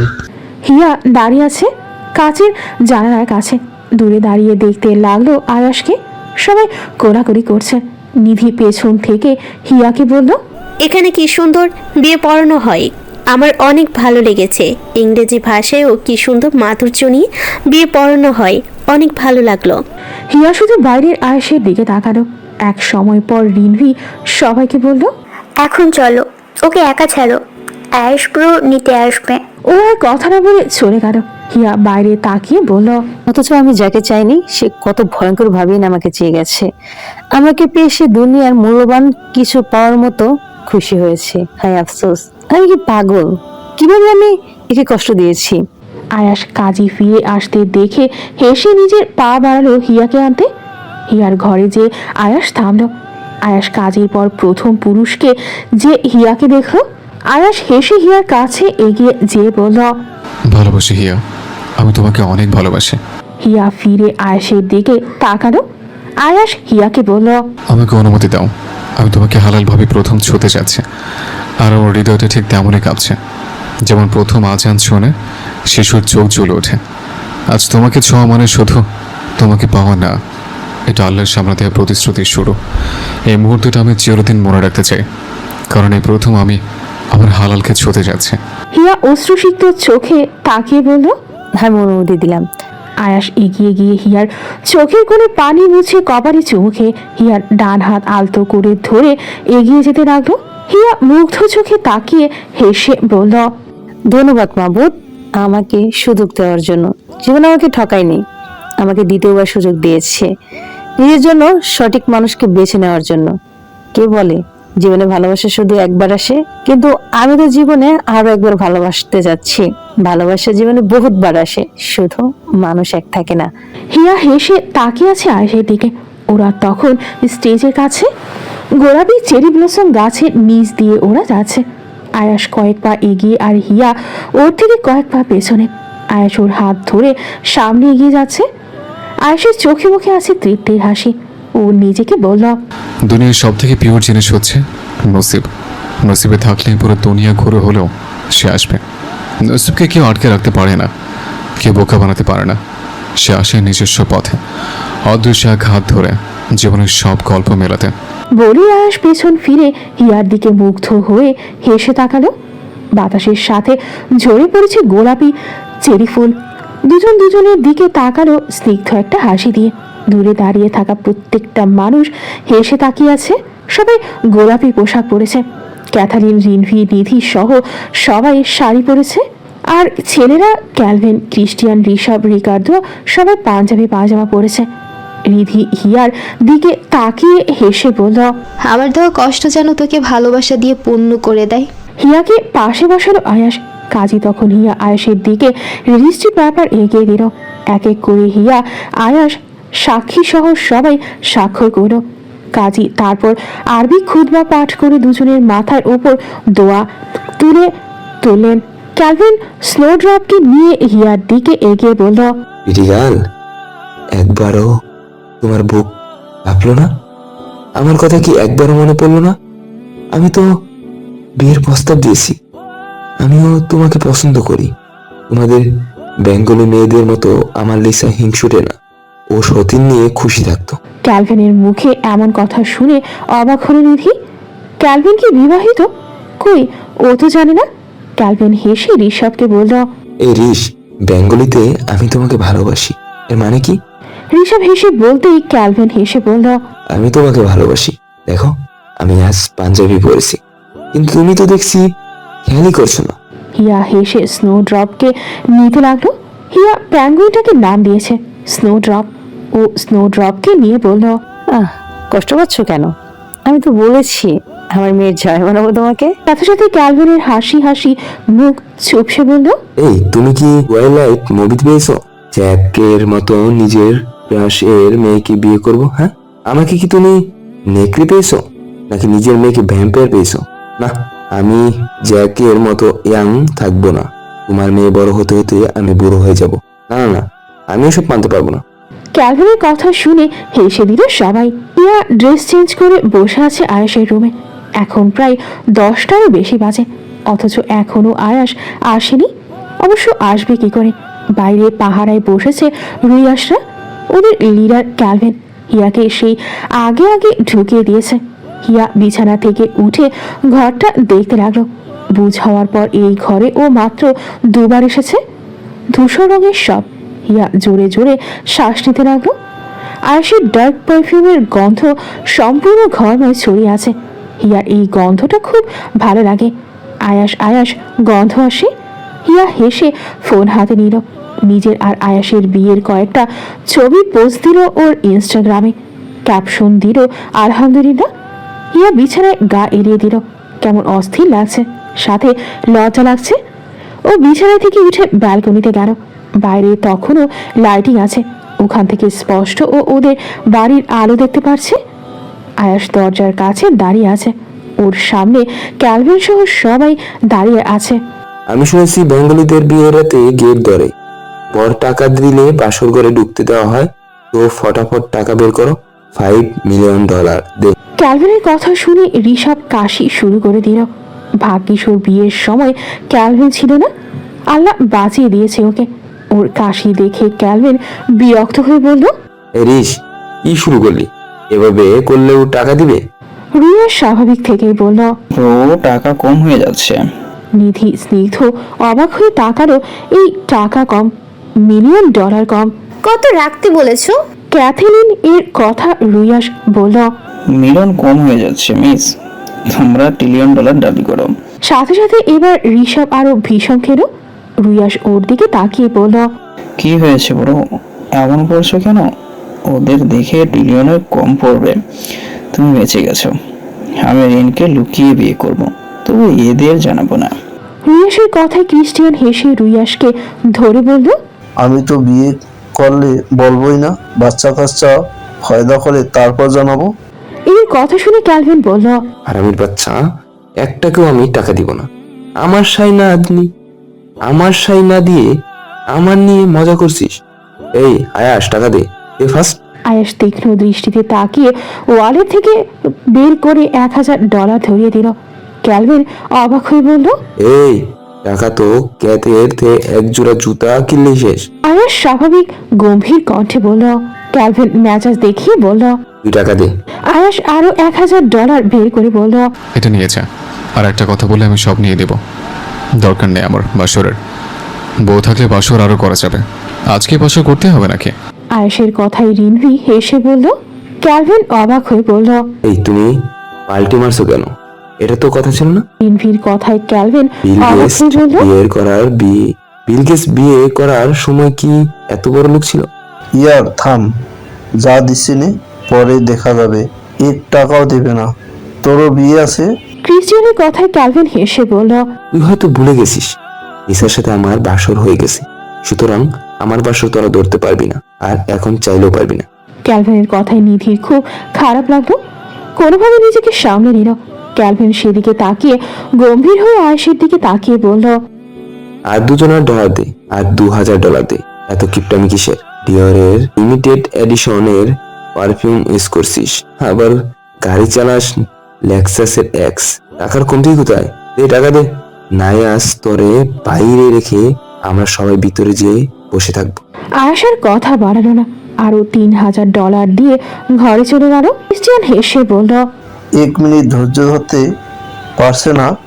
গড নোস 12 বছর কিভাবে ধৈর্য ধরবে? ওর কথায় উপস্থিত সবাই হেসে দিল। আয়াস ঘরে ঢুকে দরজা নক করলো। হিয়া রুমে নেই দেখে ওয়াশরুমে যেয়ে ফ্রেশ হয়ে বেরিয়ে নিজেও পা বাড়ালো ব্যালকনিতে। হিয়াকে দাঁড়িয়ে থাকতে দেখেও হিয়ার পেছনে যে হিয়ার ঘাড়েও চুমু খেল। হিয়া সেই স্পর্শে শিউরে উঠল। আয়াস ঘাড়ে মুখ গুজে বলল, এই দিনের অপেক্ষা আমি বহু বছর করেছি। একটা সময় পর আমি সেই অপেক্ষাও ছেড়ে দিয়েছি। ভাবিনি তুমি আমার হবে। হিয়া আয়াসের কথার বিপরীতে কিছুক্ষণ চুপ থাকলো। ওর খুব অস্থির লাগছে। হিয়া আয়াসের দিকে ফিরে বলল, আমি তো কখনো ভাবিনি কেউ আমাকে এত ভালোবাসবে। আয়াস হেসে হিয়াকে কোলে তুলে নিল। বিছানায় হিয়াকে শুয়ে ওর পাশে শুয়ে পড়ল। হিয়াকে নিজের বুকের মাঝে রেখে জড়িয়ে ধরে বলল, এই বুকে তোমাকে রাখার জন্য খুব ছটফট করেছে। এই বুকে তোমাকে আঁকড়ে রাখার জন্য কত রাত নির্ঘুম কেটেছে জানো। তৃষ্ণার্ত হৃদয় শুধু তোমার স্পর্শ চায়। প্লিজ আমার বুকের আশ্রয়টা ছেড়ে যেও না। তুমি আছো বলে তো এই বুকের ধ্বনি এখনো বেঁচে আছে। হিয়া কোনো শব্দ করল না, চুপচাপ আয়াসের বুকে বিড়ালের বাচ্চার মতো গড়িয়ে থাকলো। আয়াস হিয়াকে জড়িয়ে ধরে ওর চুড়ে চুমু খেয়ে চোখ বুঝল। আজ এতদিন পর ওর শান্তি লাগছে। হিয়ার বুকের ধ্বনি আয়াসের হৃদস্পন্দনের সাথে মিশে যাচ্ছে, যেন দুজন এক অব্যক্ত প্রতিশ্রুতিতে বাধা পড়েছে। আয়াস আলতো করে হিয়াকে আরো কাছে টেনে নিল, যেন এক মুহূর্তের জন্য ওকে হারানোর ভয়টা দূর করতে চায়। হিয়াও নিঃশব্দে আয়েশের বুকে আরো শক্ত করে গা এড়িয়ে দিল, যেন এই বুকটাই তার চিরচেনা আশ্রয়। আলোটা পর্দার ফাঁক গড়ে ঘরে ঢুকে পড়েছে। নরম রোদ হিয়ার মুখে এসে পড়তেই সে চোখ কুঁচকে একটু নড়ে চড়ে উঠল। আয়াস তখনও ঘুমাচ্ছে। ওর এক হাত হিয়ার কোমরে জড়ানো, যেন সারা রাত ঠিক এভাবেই ওকে আগলে রেখেছিল। হিয়ার ঠোঁটে অজান্তে এক টুকরো শান্ত হাসি ফুটে উঠল। অনেকদিন পর এমন নিশ্চিন্তে ঘুম আর এমন প্রশান্ত সকাল।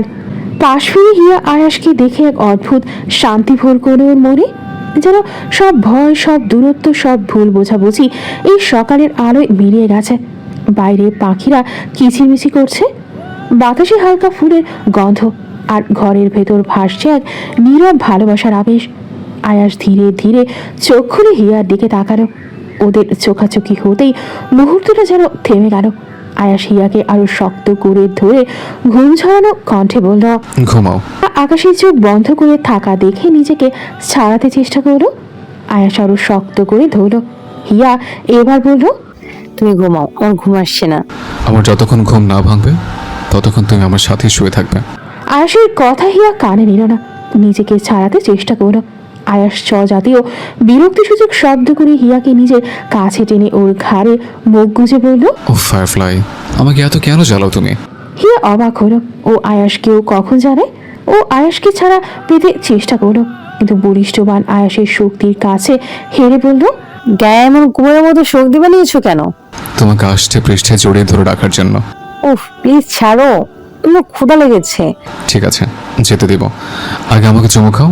হিয়ার কথায় আয়াস চোখ বুঝে হেসে বলল, কথায় কথা লজ্জা পাওয়া বাদ দাও, আমেরিকার নাম নষ্ট করছো।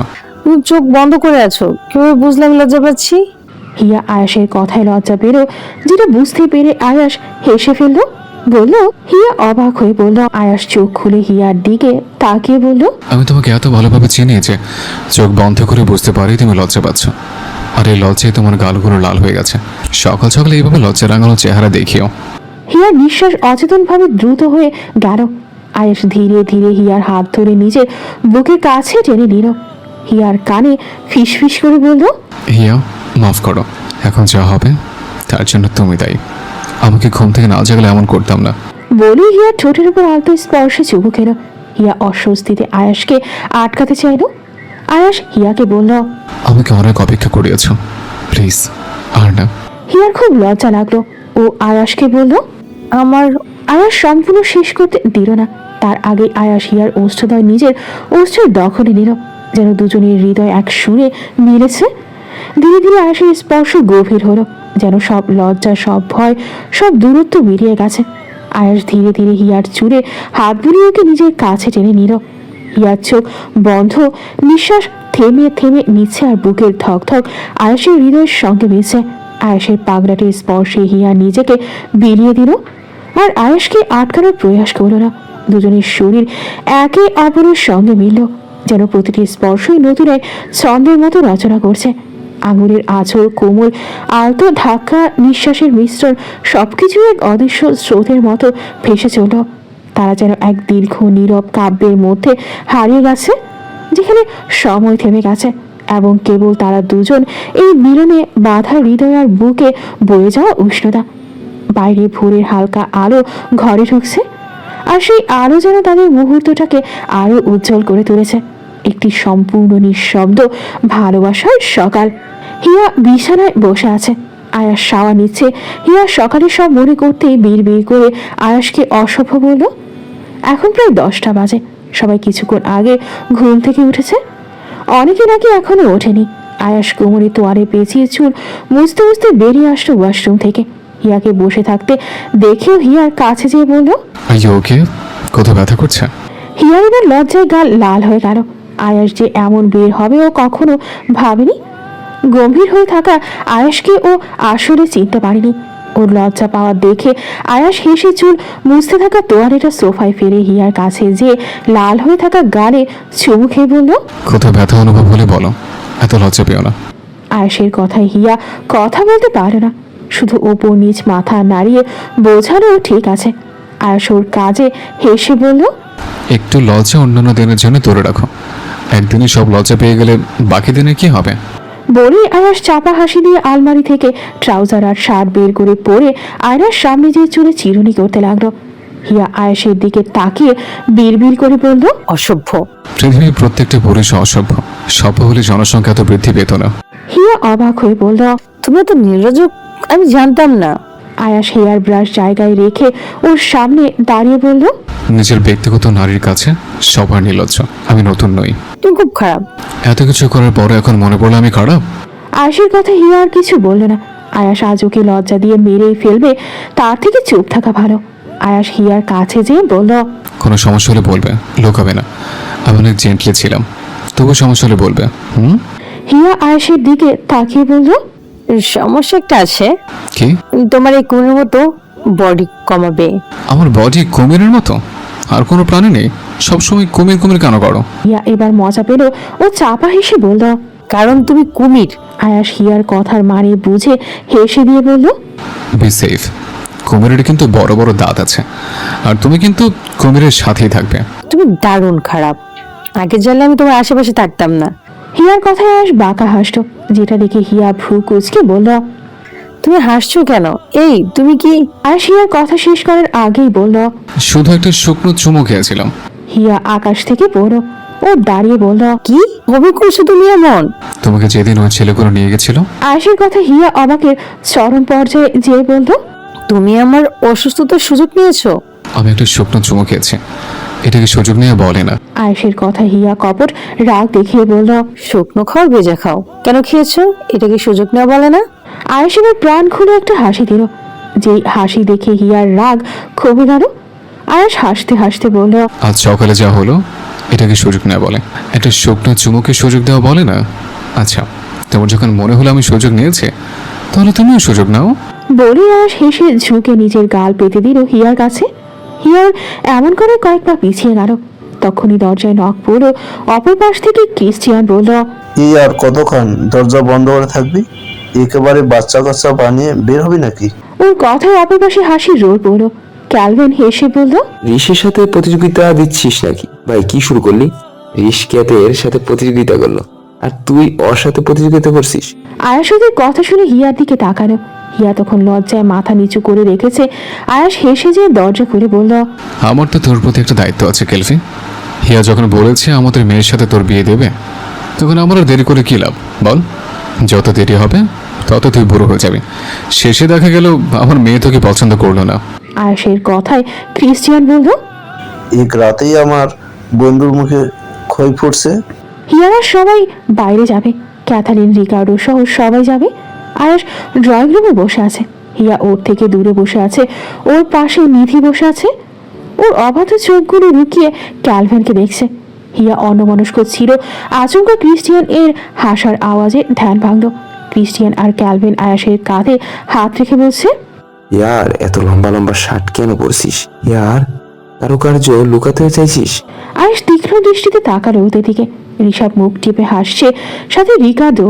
ক্রিশ্চিয়ান হেসে আয়াসের কাছে যেয়ে বলল, আচ্ছা শার্ট খুলে ফেলো দেখি আমরা একটু। হিয়া চুপ করে দাঁড়ালো। আশেপাশে বড় কেউ আছে কিনা ও দেখতে লাগলো। এদের যে অবস্থা, বড় কেউ থাকলে লজ্জায় মরে যাবে। ক্রিশ্চিয়ান তো এক প্রকার জোর করে আয়েশের কাছে থেকে শার্ট খুলতে চাচ্ছে। রুইয়া সেই অবস্থা দেখে রিনভিকে বলল, তোমাকে বিয়ে করার বছরখানেক আগে আমি আমার সব ফ্রেন্ডের সাথে ঝগড়া করে সম্পর্ক নষ্ট করব। বড়ের মতো এত ধৈর্য আমার নেই। ওর কথায় স্নিগ্ধ হেসে দিল। নিধি ওর পাশে দাঁড়িয়ে মুখ চেপে দাঁড়িয়ে আছে। নিধি আর ঋদ্ধ বসে কাহিনী দেখছে। সেই মুহূর্তে আয়েশের মা ইশরা চলে আসলো। আয়েশ ওর মাকে দেখে ক্রিশ্চিয়ানকে কাঁধে তুলে সবাইকে বেরোতে বলল। আয়েশ গোটা ক্রিশ্চিয়ানকে এভাবে কাঁধে নিয়ে যাওয়া দেখে সবাই অবাক হলো। ক্যালভিন অবাক হয়ে নিজের দিকে তাকালো। ওরা ছেলেরা প্রায় সেম হাইট, বডি। ক্যালভিন হা হয়ে ইশরার দিকে ফিরে বলল, আন্টি, এটাকে তুমি কি খাওয়াও? গোটা ক্রিস্টিয়ানকে কাঁধে তুলে বেড়ে যাচ্ছে, গায়ে কুমের মতো শক্তি। কুমির শব্দ শুনে আয়াস থেমে ভারী ক্রিশ্চিয়ানকে ছেড়ে দিল। ক্যালভিন ও আয়াসকে কুমির বলেছে দেখে হিয়া মিটিমিটিয়ে হাসতে লাগলো, যেটা দেখে আয়াস মেজাজ খারাপ করে নিজের ভারী কি কণ্ঠে বলল, হিয়া একদম হাসবে না। সাথে সাথে হিয়া জোরে হেসে দিল। ক্যালভিন আয়াসের দিকে তাকিয়ে বলল, এ কুমির, এত শক্তি কই পাস? আমরা তো জিম করি, কই আমাদের তো এত শক্তি নেই। আমি তো আর তোদের মতো শয়তানি করি না, করলে এত শক্তি তোদেরও থাকবে। আর খবরদার আমাকে যদি কুমির বলেছিস। ক্রিশ্চিয়ান পেছন থেকে বলল, ইয়ার আমি 78 কেজি, কিভাবে কাঁধে নিলে? তোকে কাঁধে নিয়ে আমার কাঁধ মারা গেছে, এত ভারী কেন?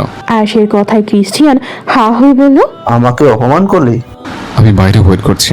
বলেই আয়াস আর এক মিনিটও দাঁড়ালো না, গট গট করে বেরিয়ে গেল। সেদিকে তাকিয়ে হিয়া হাসা থামালো। মুনলিট উইসপার্সে বসে আছে সবাই, শুধু বাড়ির বড়রা নেই এখানে। হিয়া আয়াসের পাশে বসে খাবার খাচ্ছে। ওদের একদম পেছনে কিছু মিউজিশিয়ান মিউজিক প্লে করছে। সবাই এনজয় করতে করতে খাবার খাচ্ছে। আয়াসের দখলে খুব বড় বড় একটা টেবিল, 14 জন বসেছে। এক সময় ক্রিশ্চিয়ান বলল, ইয়াস একটা গান কর। এতদিন তো হিয়াকে ডেডিকেট করে গিয়েছিস, কিন্তু জানাসনি আজ সরাসরি ডেডিকেট কর। সবাই ভেবেছিল আয়াস হয়তো না করবে, কিন্তু ও না করে এগিয়ে গেল গিটারিস্টের কাছে। গিটার তুলে সুর তুলে শুরু করলো একটা সফট গান।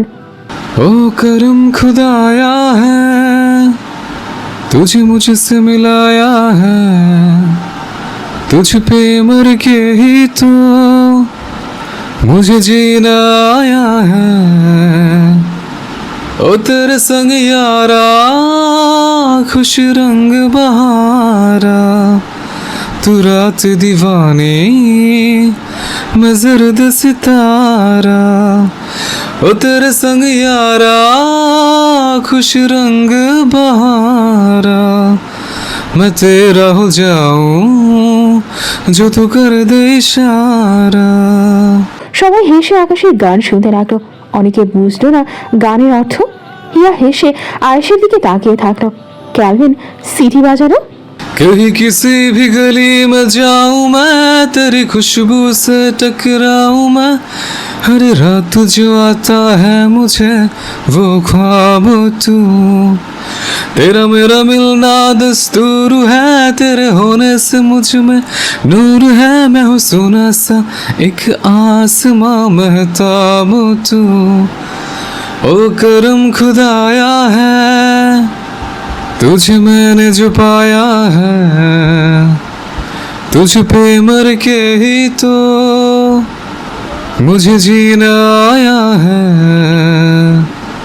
ओ तेरे संग यारा खुश रंग बहारा, तू रात दीवानी मैं जर्द सितारा, ओ तेरे संग यारा खुश रंग बहारा, तेरे बिन अब तो न जीना गवारा। গান শেষ হতেই করতালি দিয়ে ক্রিস্টিয়ান ঋষভ উঠে আয়েশকে জড়িয়ে ধরল। ঋদ্ধ তাকিয়ে হিয়ার মুখের হাসি দেখলো। দেখতে দেখতে 1 মাস কেটে গেছে। আজ রিধিরা সবাই দেশে ফিরে যাবে। সন্ধ্যায় ফ্লাইট যে যার মতো গোছগাছ করছে। রিনভি হিয়া নিধির রুমে বসে আছে। নিধি সবার দেওয়া গিফটগুলো লাগেজে উঠাচ্ছে। রিনভি হাসতে থাকা হিয়াকে বলল, দিন দিন তোর মুখের উজ্জ্বলতা বৃদ্ধি পাচ্ছে, রহস্য কি? নিধি হেসে হিয়ার দিকে তাকালো। হিয়া দুজনের দিকেই তাকিয়ে বলল, মানসিক শান্তি। মানুষ মন থেকে ভালো থাকলে তার বাহ্যিক সৌন্দর্য এমনিতেই সুন্দর হয়ে যায়। নিধি বলল, তাহলে তুই আয়েশ ভাইকে ভালোবাসিস? রিনভিও আগ্রহ নিয়ে তাকালো হিয়ার দিকে। হিয়া বিছানা ছেড়ে বলল, first love change your nature, but second love change your life. Yes, I am your love with Ayash. আমি ভালোবেসে ফিরেছি ওকে। ও আমার সম্পূর্ণ জীবন বদলে দিয়েছে। কেউ বলার পর থেকে আমি ফিল করতে পেরেছিলাম ওকে কোনো কিছুতে না করতে পারছিলাম না। খুব অবাক হয়েছিলাম। মাত্র 1 মাসের বিয়ে আমার 6 বছরের ভালোবাসাকে ভুলিয়ে দিল।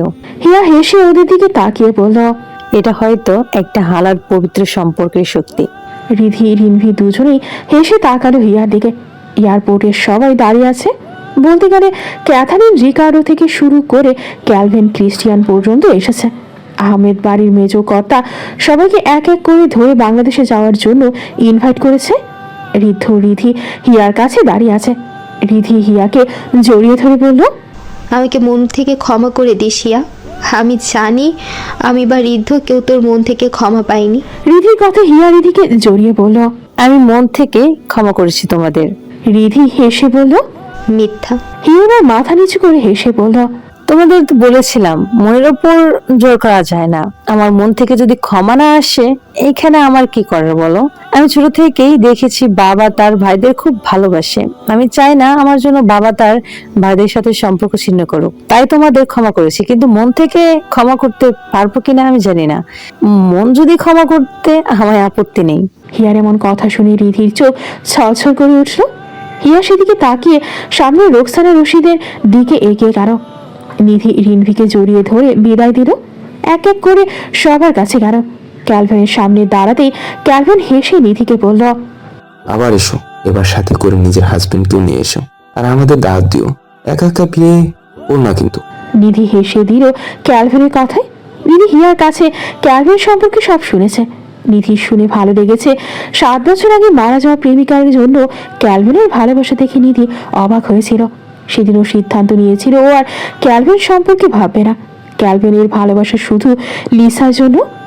নিধি হেসে বলল, কিন্তু আমার বিয়েতেই ইনভাইট করলে হিয়ার মতো গিফট হিসেবে বিড়াল দিবে? ক্যালভিন হাসলো নিধির কথায়। ও জানতো ওর প্রতি নিধির অনুভূতি। নিজেই এই ব্যাপারে নিধির সাথে কথা বলার আগেই নিধি নিজেই সব ঠিক করে ফেলেছে, যেটা অনেক ভালো লেগেছে ওর। ও ভেবেছিল নিধি হয়তো রিধির মতো, কিন্তু ওকে ভুল প্রমাণ করেছে নিধি। নিধি ওকে একদিন বলেছিল, ক্যালভিন তোমার আর লিসার অ্যানিভার্সারিতে আমাদের ডেকো। কিন্তু ক্যালভিন নিধি থেকে এমন কথা শুনে অনেক খুশি হয়েছিল। নিধি যাওয়ার আগে ক্যালভিনকে বলল, ও শোনো, এবার আসলে আমরা লিসা আর তোমার বিয়ে দিব। ক্যালভিন হেসে বলল, বিয়ে দেওয়ার জন্য হলেও লাগবে। আরে আমি দেখছিলাম আমাদের ওখানে একটা মেয়ে ছবির সাথে বিয়ে করেছিল। ছবির মানুষটা মারা গেছিল, তাই এমন করেছিল। অবশ্য মেয়েটা পাগল ছিল, সেটা সমস্যা না। আমরা তোমার সাথে এবার লিসার বিয়ে দিয়ে দিব। ক্যালভিনের বুদ্ধিটা ভালো লেগেছে। ও হেসে সম্মতি দিল। এক এক করে সবাই চলে গেল। ফ্লাইট ছাড়া আগ অব্দি রাশেদ দাঁড়িয়েছিল। 7 মাস চোখের পলকে চলে গেছে। এই 7 মাসের অনেক কিছু বলতেছে। ক্যাথারিন রিকার্ডোর যমজ মেয়ে হয়েছে, নাজেরও একটা ছেলে হয়েছে। বয়স আজ 15 দিন। ক্যালভিন নিউ ইয়র্কে শিফট হয়ে গেছে একেবারের জন্য। রিনভি রুয়াসের আয়োজন করে এঙ্গেজমেন্ট হয়েছে আরও 3 মাস আগে। হিয়া, আকাশ, আয়াস এখন নিউ ইয়র্ক থাকে। আয়াস একটা ডুপ্লেক্স বাড়ি কিনেছে। হিয়াকে এখানকার ইউনিভার্সিটিতে শিফট করিয়েছে। আয়াসের কেবিনে বসে ফাইল দেখে যাচ্ছে। সামনের মাসে ওরা সবাই বাংলাদেশে যাবে। নিধির বিয়ে ঠিক হয়েছে। স্নিগ্ধর হসপিটালের এক ডক্টর নিধিকে দেখে পছন্দ করেছিল। স্নিগ্ধর কাছে বিয়ের প্রস্তাব দিয়েছিল। আপাতত আয়াস সব ফাইল ঠিক রাখছে। সামনে লম্বা ছুটিতে থাকবে বিধায় এখন সব দেখে নিচ্ছে। আচমকা হিয়ার কল আসায় আয়াস কল রিসিভ করে কথা বলার আগেই অপর পাশ থেকে হিয়ার কান্নার আওয়াজ পেল। আয়াস চিন্তিত হয়ে অনেকবার জিজ্ঞাসা করলো, কিন্তু হিয়া কান্না ছাড়া আর কিছু বলল না। একটা সময় পর কল কেটে গেল। আয়াস বহুবার চেষ্টা করেছে কল কানেক্ট করে, কিন্তু কিছুতেই হচ্ছে না। আয়াস তাড়াহুড়ো করে বেরিয়ে গেল। বারবার কলিং বেল বাজালো আয়াস, কিন্তু কেউ দরজা খুলছে না, সার্ভেন্টও খুলছে না দেখে আয়াস আরো চিন্তিত হলো। কিছুক্ষণ পর ক্যালভিনকে দরজা খুলতে দেখে আয়াস অবাক হলো। এই আপদটা আবার কখন আসছো? আয়াস ভেতরে ঢুকেই দেখলো হিয়াবাদের সবাই বসে আছে, এমনকি হিয়ার বাবা, মা, মামা থেকে শুরু করে রিনভি পর্যন্ত। আয়াস ভেতরে ঢুকলো। ক্যালভিন খুব খুশি, যেটা ওর চেহারা দেখলে বোঝা যাচ্ছে। আয়াস ভেতরে আসতেই রুয়াস আয়াসকে মিষ্টি খেতে দিল। আয়াস অবাক হলো। নিশাবের পাশে এসে বলল, তুই খুব লেট ইয়ার, আমার বন্ধু হয়ে এত দেরি করলি? 7 মাস লাগলো, এত দেরি? আয়াস ভ্রু কুচকে তাকালো ওর দিকে। আরিশ এগিয়ে আয়াসের কাছে এসে বলল, অভিনন্দন বাবা, আমি আজ অনেক খুশি। আয়াস এবার আশ্চর্য হলো। কি হয়েছে না বলে এটা ওটা বলে যাচ্ছে। ক্যালভিন ওর চেহারা দেখে হেসে বলল, এত বড় কাজ করে এখন অবুঝ সাজা হচ্ছে। ওফ ক্যালভি, কি হয়েছে সেটা বল। আয়েশের কথায় আরিশ হেসে বলল, আমি তো ভেবেছিলাম হিয়া তোমাকে জানিয়েছে। যাই হোক, আমি জানাচ্ছি, তুমি বাবা হচ্ছ, আমি দাদা হচ্ছি। হিয়া প্রেগনেন্ট। আয়াস শুনে কি করবে বুঝে পাচ্ছে না। ওর আমার অবস্থা দেখে ক্রিস্টিয়ান হেসে ওকে জড়িয়ে ধরে বলল, এ তো অবাক, তো রিচও হয়নি। আয়াস বিপরীত কিছু বলল না। হিয়ার উদ্দেশ্যে উপরে গেল। হিয়া চুপ করে বসে আছে বিছানার ওর পাশে। নাজ আর ক্যাথারিন। আয়াসকে আসতে দেখে ওরা বেরিয়ে গেল। আয়াস হিয়ার কাছে যেয়ে দাঁড়ালো। হিয়া ছলো ছলো চোখে আয়াসের দিকে তাকালো। আয়াস হিয়াকে জড়িয়ে ধরে বলল, তুমি জানো হিয়া, আমি কখনো ভাবিনি আমার জীবনে এমন একদিন আসবে যে দিনটা আমার সমস্ত অনুভূতি, স্বপ্ন আর ভালোবাসা একসাথে জেগে উঠবে। আজ তুমি আমাকে পৃথিবীর সবচেয়ে বড় উপহারটা দিয়েছ, বাবা হওয়ার সুখ। আমি অবাক, আনন্দিত আর অদ্ভুতভাবে শান্তিতে আছি। তোমার ভেতরে আমাদের একটা বড় অংশ হচ্ছে, এই ভাবনাটি আমার বুকটা ভরে দিচ্ছে। ধন্যবাদ হিয়া, আমার জীবনটাকে এত সুন্দর করে তোলার জন্য। আয়াসের কাপা কণ্ঠ শুনে হিয়া বুক থেকে মাথা তুলে চাইল। আয়াস কি কাছে? হিয়া তাকিয়ে দেখলো আয়াস সত্যি সত্যি কাছে। হিয়া আবারও অবাক হলো। ছেলেদের কান্না সহজে দেখা যায় না, যেটা হিয়া দেখতে পাচ্ছে। হিয়া মুচকি হেসে আয়াসের দাড়িওয়ালা গালে চুমু খেয়ে পড়ল, ভালোবাসি অ্যাশ, আমি তোমাকে অনেক ভালোবাসি। আমার জীবনে আসার জন্য তোমাকে অনেক অনেক ধন্যবাদ, অনেক ধন্যবাদ। হিয়া প্রথম আয়াসকে ভালোবাসি শব্দটা বলল। আয়াস হেসে হিয়ার কপালে চুমু খেয়ে বলল, ভালোবাসি তোমাকে, অনেক ভালোবাসি। রিনভি হাতে একটা কাগজ নিয়ে দৌড়ে ড্রয়িং রুমে গেল, যেখানে আগে থেকে উপস্থিত সবাই। রিধি বিয়ের সাজে বসে আছে। ওর পাশে চিকন রিধি বসে আছে। ওর একদম কঙ্কালের মতো শরীর হয়ে গেছে। আমেরিকান ডাক্তার দেখানো হচ্ছে ওকে। আগে থেকে অনেকটা ভালো আছে ও। বাংলাদেশে হিয়ারা সবাই এসেছে। ক্যালভিন ক্রিস্টিয়ানও এসেছে, শুধু ক্যাথারিন রিকার্ডো আসেনি। রিনভি আজ শাড়ি পরে বাঙালি সাজ দিয়েছে। কোনো রকম দৌড়ে এসে সবাইকে বলল, গাইস, আমি মেবি লাভ লেটার পেয়েছি। সবাই অবাক হলো ওর কথায়। রুইয়াস চরম বিরক্ত হলো, যেটা দেখে ঋদ্ধ শান্ত হতে বলল। ঋষভ এগিয়ে বলল, কি লেখা আছে? আর বলো না, এটা তো মেবি বাংলাতে লেখা। আমি কি বাংলা পড়তে পারি? রিনভি ঠোঁট উঠে বলল, আমাকে দাও, আমি পড়ে দিচ্ছি। সাথে সাথে বউ সাজার নিধি উঠে বলল। রিনভিও নিধিকে দিল। কারণ ওদের ভেতরে শুধু হিয়া টুকটাক বাংলা পড়তেও লিখতে পারে, তাছাড়া আর কেউ পারে না। নিধি সাদা কাগজটা খুলে পড়া শুরু করলো। প্রিয় বিদেশিনী, তোমার ওই নিজ চোখের গভীরতায় আমি হারিয়ে গেছি, যেন সেই চোখের মধ্যে পুরো একটা সমুদ্র লুকিয়ে আছে, শান্ত কিন্তু টানে ভেতরের দিকে। প্রথম যেদিন তোমাকে দেখেছিলাম সেদিন থেকেই তোমার প্রেমে পড়েছি আমি, ঠিক যেন এক ঝলক হঠাৎ অন্ধকার ঘরটাকে আলো করে দেয় সেই আলো। আমি তোমার নামটা পর্যন্ত ঠিক করে জানি না, তবু অদ্ভুতভাবে তোমাকে চিনে ফেলেছি। মনে হয় তোমার হাসির কারণ, হাঁটার ভঙ্গি, চোখের ভাষা, এগুলোই যেন তোমার পরিচয়। তুমি জানো না, কিন্তু তোমাকে দেখার পর প্রতিটা সন্ধ্যায় আমি তোমার কথা ভেবে বসে থাকি। ভাবি যদি একদিন তুমি জানতে কেউ চুপচাপ তোমাকে ভালোবেসে ফেলেছে, কোনো দাবি ছাড়া, কোনো শর্ত ছাড়া, ঠিক যেমন আকাশ ভালোবাসে সমুদ্রকে, দূর থেকে নীরবে।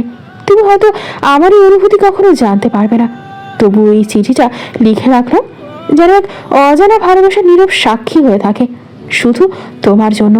একজন অচেনা প্রেমিক পুরুষ। সবাই অবাক হলো। রিনভি তো হা হয়ে গেল। নাচ ঠোঁট ফুলিয়ে বলল, আহা, কি সুন্দরভাবে প্রপোজ করছে। ইস, আমাকেও যদি কেউ করতো। ঋষভ রেগে বলল, বাচ্চার চিঠি পাওয়ার বয়সে নিজের জন্য চিঠির আশা করছো। তুমি কি আমাকে ইনডাইরেক্টলি বয়স্ক বলছো? নাচের কথায় ঋষভ বলল, ইনডাইরেক্টলি বলার কি আছে, আমি ডাইরেক্টলি বলছি, তুমি বুড়ো হয়ে গেছো, তোমার একটা ছেলে আছে, এর বাইরে আর কিছু ভাববে না। নিধি হেসে দিল। তখনই বাইরে থেকে হইচয়ের আওয়াজ আসলো। সবাই বুঝলো বর এসে গেছে। সাথে সাথে সবাই বের হতে লাগলো। স্নিগ্ধ ক্যালভিনকে বলল, ভাই গেট তুমি ধরবে, তোমরা বিদেশগুলাও। ক্রিস্টিয়ান অবাক হয়ে বলল, কেন? ভাই গেট তুমি ধরবে, তোমরা বিদেশিগুলো আগে যাও। আরে গেট ধরতে হবে না, আমি শিওর ক্যালভিন ভাই গেট ধরলে বলবে 5 মিলিয়ন দাও। আর তোমরা তো বিদেশি, শুধু হিয়া আর আয়েশের চুল কালো, বাকি সবার চুল এক এক রঙের। তোমাদের দেখে তোমাদের ডিমান্ড মেনে নিতে চাইবে। হ্যাঁ, ও তো অ্যামাউন্ট দিতে চাইবে না, 1 লাখ দিলেই হবে। স্নিগ্ধর কথা ক্যালভিন বলল, আমি শুনেছি আমাদের ডলারের দাম এখানে অনেক, ওরা দিতে চাইবে। আরে বলো না, বর যে কি খারাপ। যখন রিটার্ন করতাম তখন খালি এটা ওটা ঘাড়ে চাপিয়ে দিত, অনেক শয়তান। ওষুধ কোম্পানি সেই টাকা দেয়, টাকা দেবে না মানে? তুমি বরং 10 মিলিয়ন চেয়েও। ওর এমন কথায় অবাক হলো সবাই। মানে কি শয়তানি বুদ্ধি? অনেক বলা বলির পর গেটের টাকা 2 লাখ ধরা হয়েছে। বিদেশিরা গেট ধরেছে বলে বরপক্ষ ভাব বজায় রেখে 2 লক্ষ টাকা দিয়ে দিয়েছে। বিয়ে ঠিকঠাক ভাবে সম্পূর্ণ হয়েছে। বিদায়ের কান্নাকাটি দেখে সবাই অবাক হলো। এভাবে বিয়েতে যে কাঁদে ওরা আজ প্রথম দেখলো। নিধি এক এক করে সবার থেকে বিদায় নিল। আয়াস হিয়াকে বেশি ভিড়ের ভেতর যেতে দিল না। এমনি হিয়ার কথায় কথায় বমি হয়, এখন আবার এমন ভিড় কান্নাকাটিতেও আরো যেতে দিল না। নিধি রিধিকে ধরে অনেক কান্নাকাটি করেছে। নিধির গাড়িতে ওঠার পর পরই রিধি ঋদ্ধকে বলল, প্লিজ আমাকে একটু ঘরে নিয়ে যাও। রিধির কষ্ট হচ্ছে ভেবেও রিধিকে কোলে করে ঘরে নিয়ে যেতে লাগলো, যেটা হিয়ার চোখে বাঁধলো। হিয়া আর আয়াসও ওর পেছন পেছন ভেতরে গেল। রিধিকে ঘরে শুইয়ে দিল ঋদ্ধ। রিধিকে দেখে ওর একদম ভালো লাগছে না। ও দ্রুত ঔষধ বের করে খেতে দিল রিধিকে। রিধি সেই ঔষধ না খেয়ে বলল, ঋদ্ধ, মাকে একটু ডাকো, আমি দেখতে চাই তাকে। ওর এমন কথা হিয়া ভ্রু কুচকে বলল, তোমার কি কোথাও কষ্ট হচ্ছে আপু? রিধি হিয়ার দিকে ফিরে বলল, হিয়া, আমাকে ক্ষমা করে দিস, তুই মাফ না করলে আমি শান্তি পাবো না। আয়াস অবাক হলো। ও রুইয়াসকে কল করে সবাইকে ওপরে নিয়ে আসতে বলল। রিধি ঋদ্ধর দিকে তাকিয়ে বলল, পৃথিবীর সবচেয়ে সুন্দর দৃশ্য হচ্ছে ছেলেদের কান্না, যা দেখার সৌভাগ্য সব নারীর হয় না, কিন্তু আমার সেই সৌভাগ্য হয়েছে। আমার জন্য দিনের পর দিন তোমার কান্না আমাকে সৌভাগ্যবতী করেছে। আমি খুব সৌভাগ্যবতী, তুমি আমাকে অনেক ভালোবাসো। নিচে থেকে সবাই ওপরে এসে গেছে। রাবেয়া রুহুর রিধিকে ধরে কি হয়েছে জানতে চাইছে। রিধি কোনো উত্তর না দিয়ে ঋদ্ধর হাত ধরে বলল, আমি তোমাকে কখনো জানাইনি ঋদ্ধ, কিন্তু আজ জানাচ্ছি, আমি তোমাকে 11 বছর ধরে ভালোবাসি ঋদ্ধ। তুমি যেদিন আমাকে পুকুর থেকে তুলেছিলে, আমি সেই দিন থেকে তোমাকে ভালোবাসি ঋদ্ধ। তোমাকে পাওয়ার জন্য আমি কত তাহাজ্জুদ পড়েছি তার হিসেব আমার কাছে নেই। আমার প্রত্যেকটা রাতের কান্নার ফল তুমি। আমি শেষ অবধি তোমার সাথে থাকতে চেয়েছি ঋদ্ধ।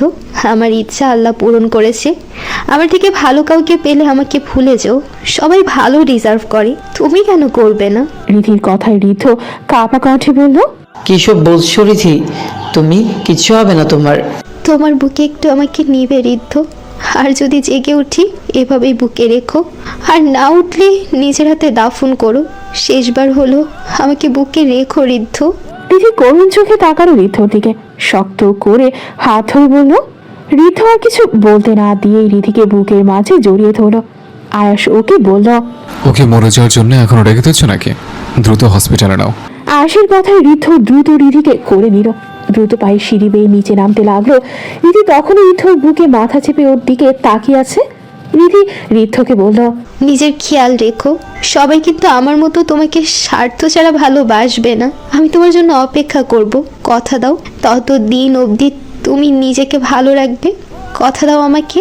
ঋদ্ধ মেইন গেট পর্যন্ত যেয়েই থেমে গেল। চোখ মুখে অবিশ্বাস নিয়ে ওর বুকে মাথা রাখা রিধির দিকে তাকিয়ে আছে। ক্রিস্টিয়ান ওকে থামতে দেখে বলল, তুমি থামলে কেন? অথচ ঋদ্ধ কিছু বলল না। ওকে এভাবে দাঁড়িয়ে থাকতে দেখে স্নিগ্ধ এসে রিধির গলায় আঙুল দিয়ে দেখতে লাগলো। স্নিগ্ধ রিধির গলা থেকে হাত নামিয়ে ফেললো, যেটা থেকে রাবেয়া এগিয়ে এসে ওকে বলল, স্নিগ্ধ বাবা, কি হলো? বল, কি হলো? সবার বুকে এক অজানা ভয় জেগে বসলো। স্নিগ্ধ অশ্রুসিক্ত চোখে রাবেয়ার দিকে তাকিয়ে বলল, আপু আর নেই ছোট মা। শোনা মাত্রই অচেতন হয়ে পড়ে গেল রাবেয়া। হিয়া অবিশ্বাস্য চোখে রিধির দিকে তাকিয়ে আছে। চোখের সামনে রিধির সাথে কাটানোর সময়ের কথা মনে পড়ল।